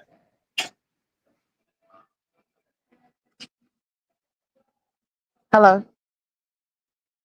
Do I know you? I don't think I know you. Man, break his fucking neck and tell me hi. The fuck? Excuse me, love. Is there somebody that can cut some keys? Yeah. Okay. Thank you. Thank you, bro.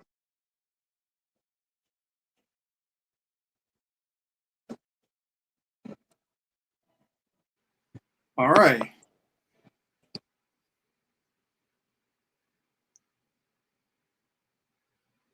You see what I got here?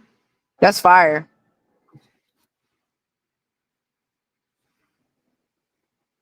That's fire. So this is, hold on. And then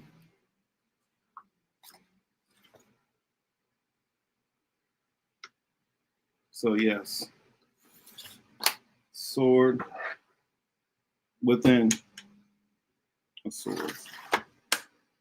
So yes, one of my new little toys. Yes, katanas.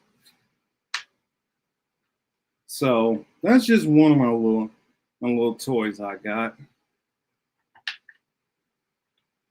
So I used to take the gold line out to Chinatown. Yeah, I found a fun little store down there that, yeah.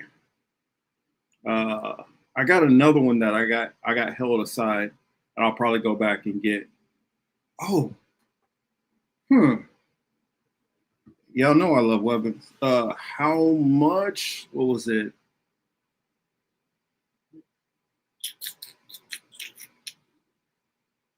I'll say not too much. Not that much. Hold on. I got one more thing I'll show y'all. One more. Let's see.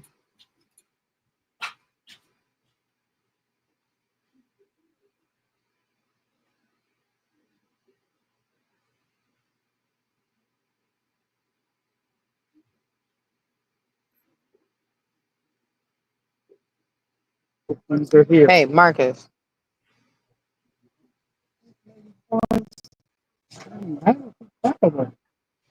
Who, me?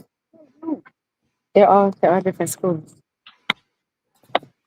All right. All right. Well, I gotta slide out. I love y'all. Oh, hold on. Show you my last one. Oh, that's nice. That's the Rambo right there. Uh-huh.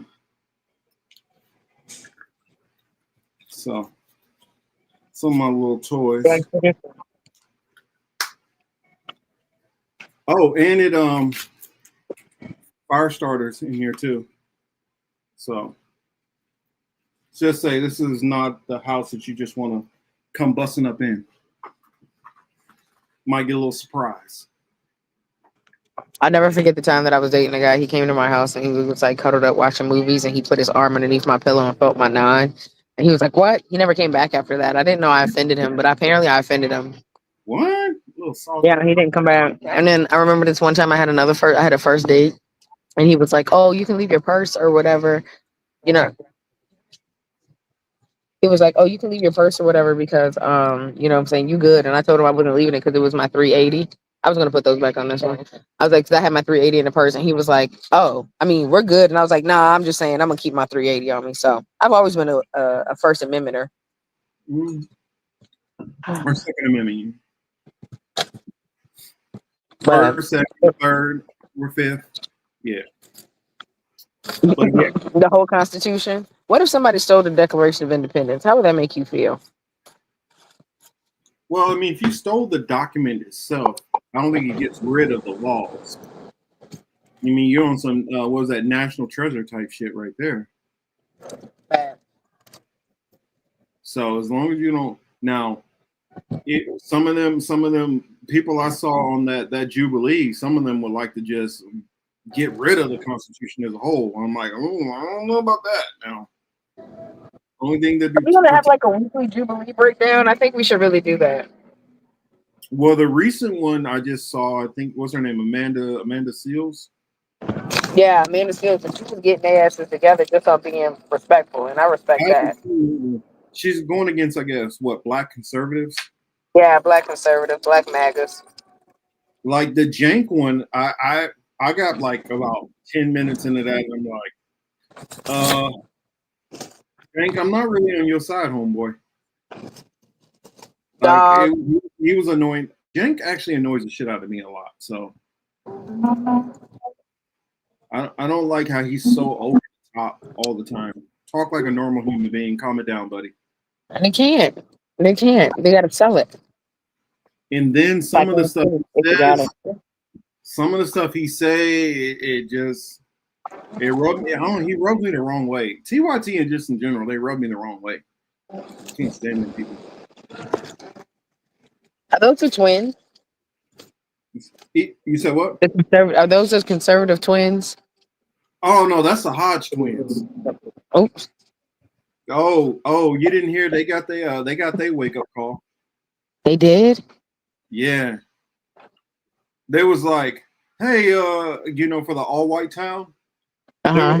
They responded to the old boy and was like, hey, well, we're some good Negroes. Could we come out to your place? And they're like, nah, hell no. That's like, crazy. No, we don't want none of your kind, period. I don't care if you are half. I don't know why them boys think they get passes. They really I love. Nope. I write this tomorrow. Thank you. That's the only one on them kids? Well, I think they're just grifters. So at this point, I don't think they believe the shit they saying. I don't think they believe how shit they saying. I think that they just it's about the paycheck. Just like most of the people I think that are on the right in general, not even just black conservatives. I just think most people on the right are grifters, period. Just like a good chunk of these jank Anna Kasparian are grifters also. I mean, I think that to a degree, the janks and Anna kind of do believe what they're saying, but I still think that they're grifters. I think that they conveniently choose when to, take the knee.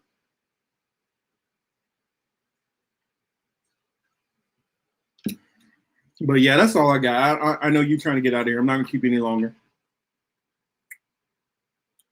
But oh yeah, did you want to plug? It's all good. You want to plug your show for I Monday? got nothing to plug this week except for tomorrow. Blunt Force Wisdom like usual. Catch me, Suge, Steve, you know what I'm saying, the whole crew. Back at it again, talking mess. Probably picking up on some of the same topics today. Definitely the China baby part. I'm gonna do my due diligence to do some research. Thank you, Mr. Martin. Have a great day. So yeah. And look into turn in. I was gonna say, Till, look into what I was saying about the population stuff. Because it's an epidemic like worldwide. If you want, I can send you some of the videos that I've been researching all that. Because I've been looking into this for probably about a good 6 months.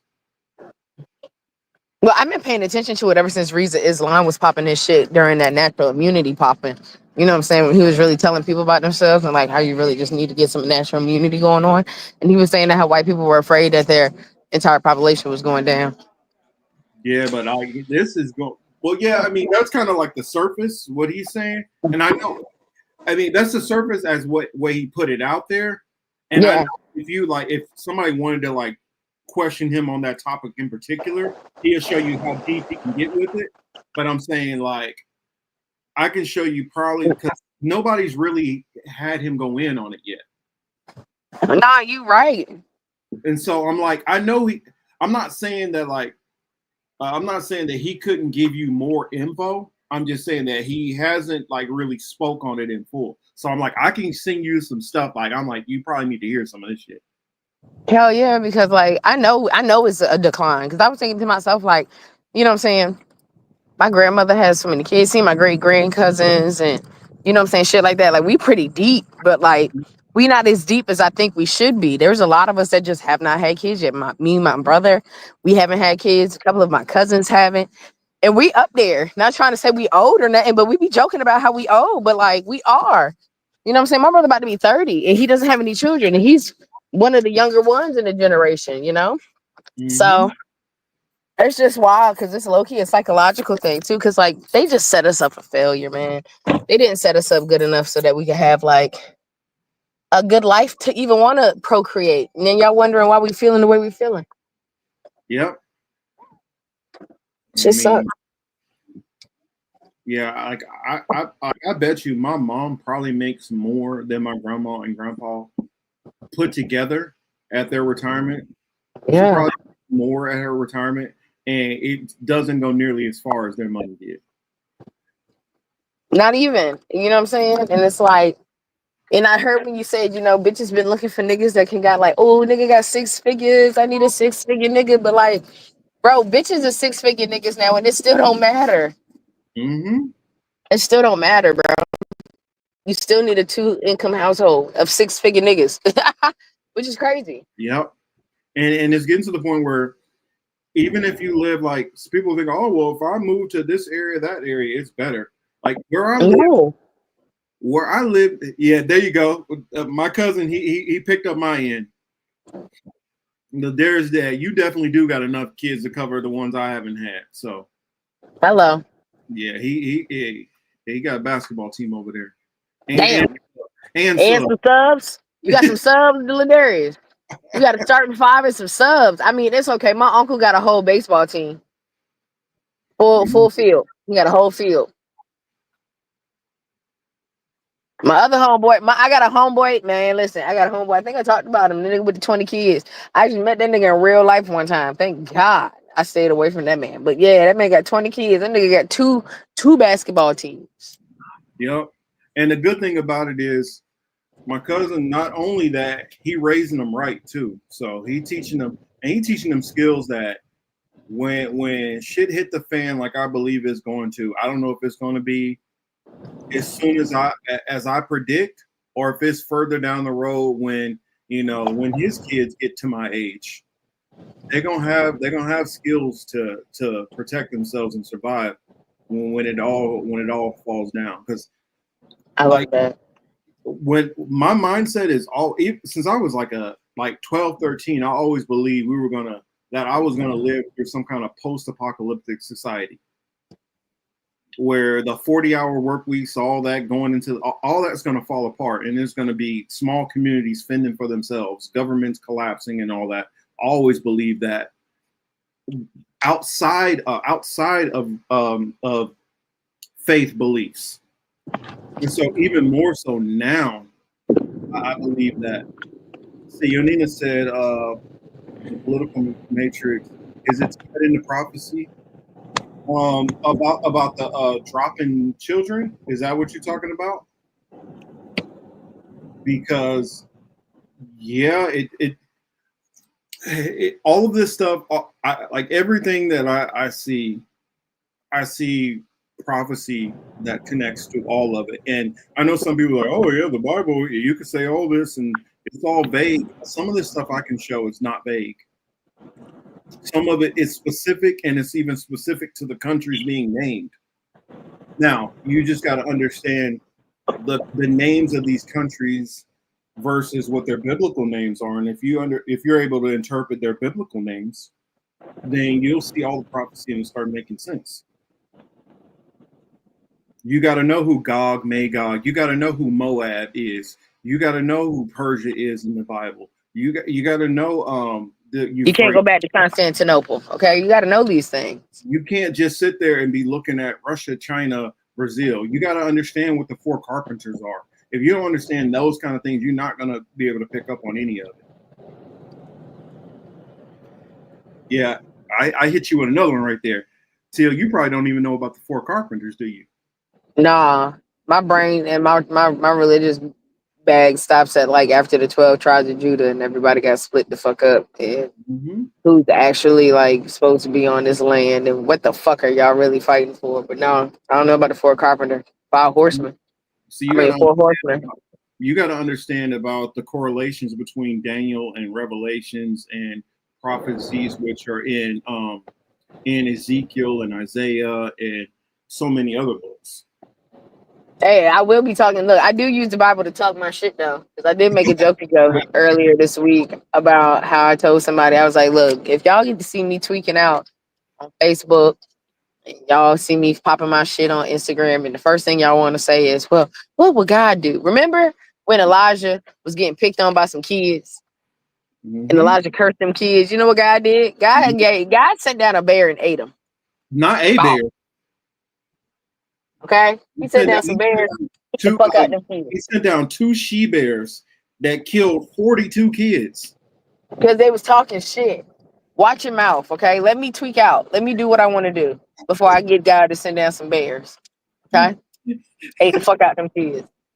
Oh, so, wow. That's all I got to say. Leave me alone. Let me tweak out. Let me say my shit. Was a black male group from the 60s. Wow. That's funny. Shit. Yeah, I don't know. Yo, Nina, that's right. I still gotta we'll talk about it. I'll hit you up. We'll talk about it because I know you got questions. And you want to pick my brain, and so I will answer. I will answer these questions. Yeah. I need a political matrix hoodie. All right. Let's see. What size do you probably need? Because I think the Small. ones that run a little small. So Even if it runs small, I'm a small person. Wait till you see me, Marcus. I'm a tiny tot. So, because I was like, since it's a little warm, you sure you don't want the t-shirt for right now, or you want the hoodie? No, I want the hoodie because I'm about to start rocking my hoodies in a little bit, bro. Look, we halfway through August. We gonna blink. It's gonna be October. Because I'm telling you, I showed you my hoodie, didn't I? Yeah, I need one. Okay.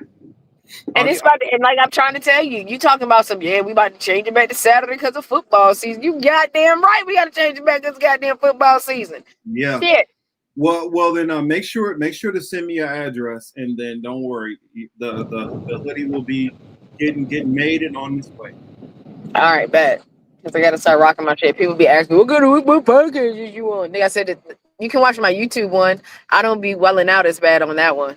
I was like, it'd be my blunt force wisdom one when y'all really get to hear my mouth. Lord have mercy. Bad Cookie, I just look. Shout out Bad Cookie. I'm going to shout out Bad Cookie every episode. Shout out Bad Cookie. Okay? No tea, no shade. Shout out Bad Cookie. I hope you come back on our show one day. I really do. But the fact that you got so mad at me over something I said on this show, baby. I think he probably learned his lesson. He's like, okay, all right, damn, my bad. Yeah, he had to. But like, if you, child, you got mad, you got your panties in a bunch about this shit. Oh Lord, blunt force wisdom is not the show for you, baby.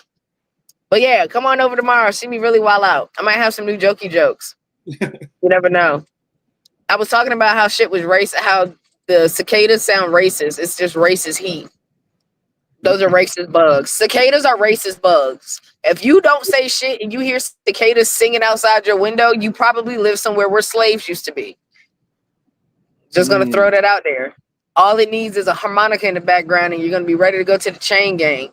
This shit is ridiculous. This south heat has been crazy this year. God damn. My mom sent me something. The heat index in KC the other day was actually hotter than it was hotter than like 4 or 5 other places, like super hot ass places. I think it was like, let me see what it was. It was something ridiculous. Oh, it was hotter than Miami, Phoenix, Houston, and Cairo, Egypt. It was 95 with a heat index of like 115 or something like that. That's insane. No, you got to go ahead with that. People don't realize it get that hot out there. Like, and it does. KC gets as hot as any other place that you can think of, and equally gets as cold as any place you can think of. So yeah, you fully get the full seasons. Shout out Kansas City for being a weird ass geographical place that has all weathers. Golly.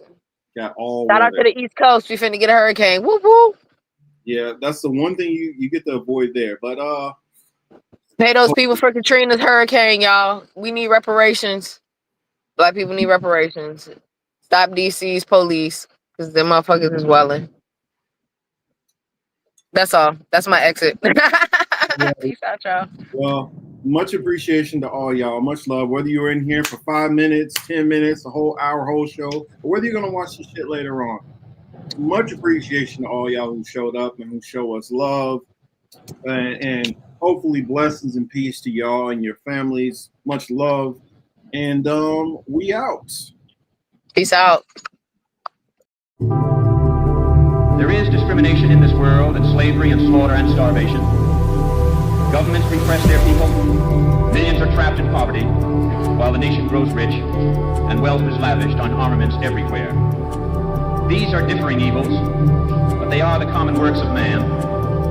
They reflect the imperfection of human justice, the inadequacy of human compassion, our lack of sensibility towards the suffering of our fellows. But we can perhaps remember, even if only for a time, those who live with us are our brothers, that they share with us the same short moment of life, that they seek as we do, nothing but the chance to live out their lives in purpose and happiness, winning what satisfaction and fulfillment they can.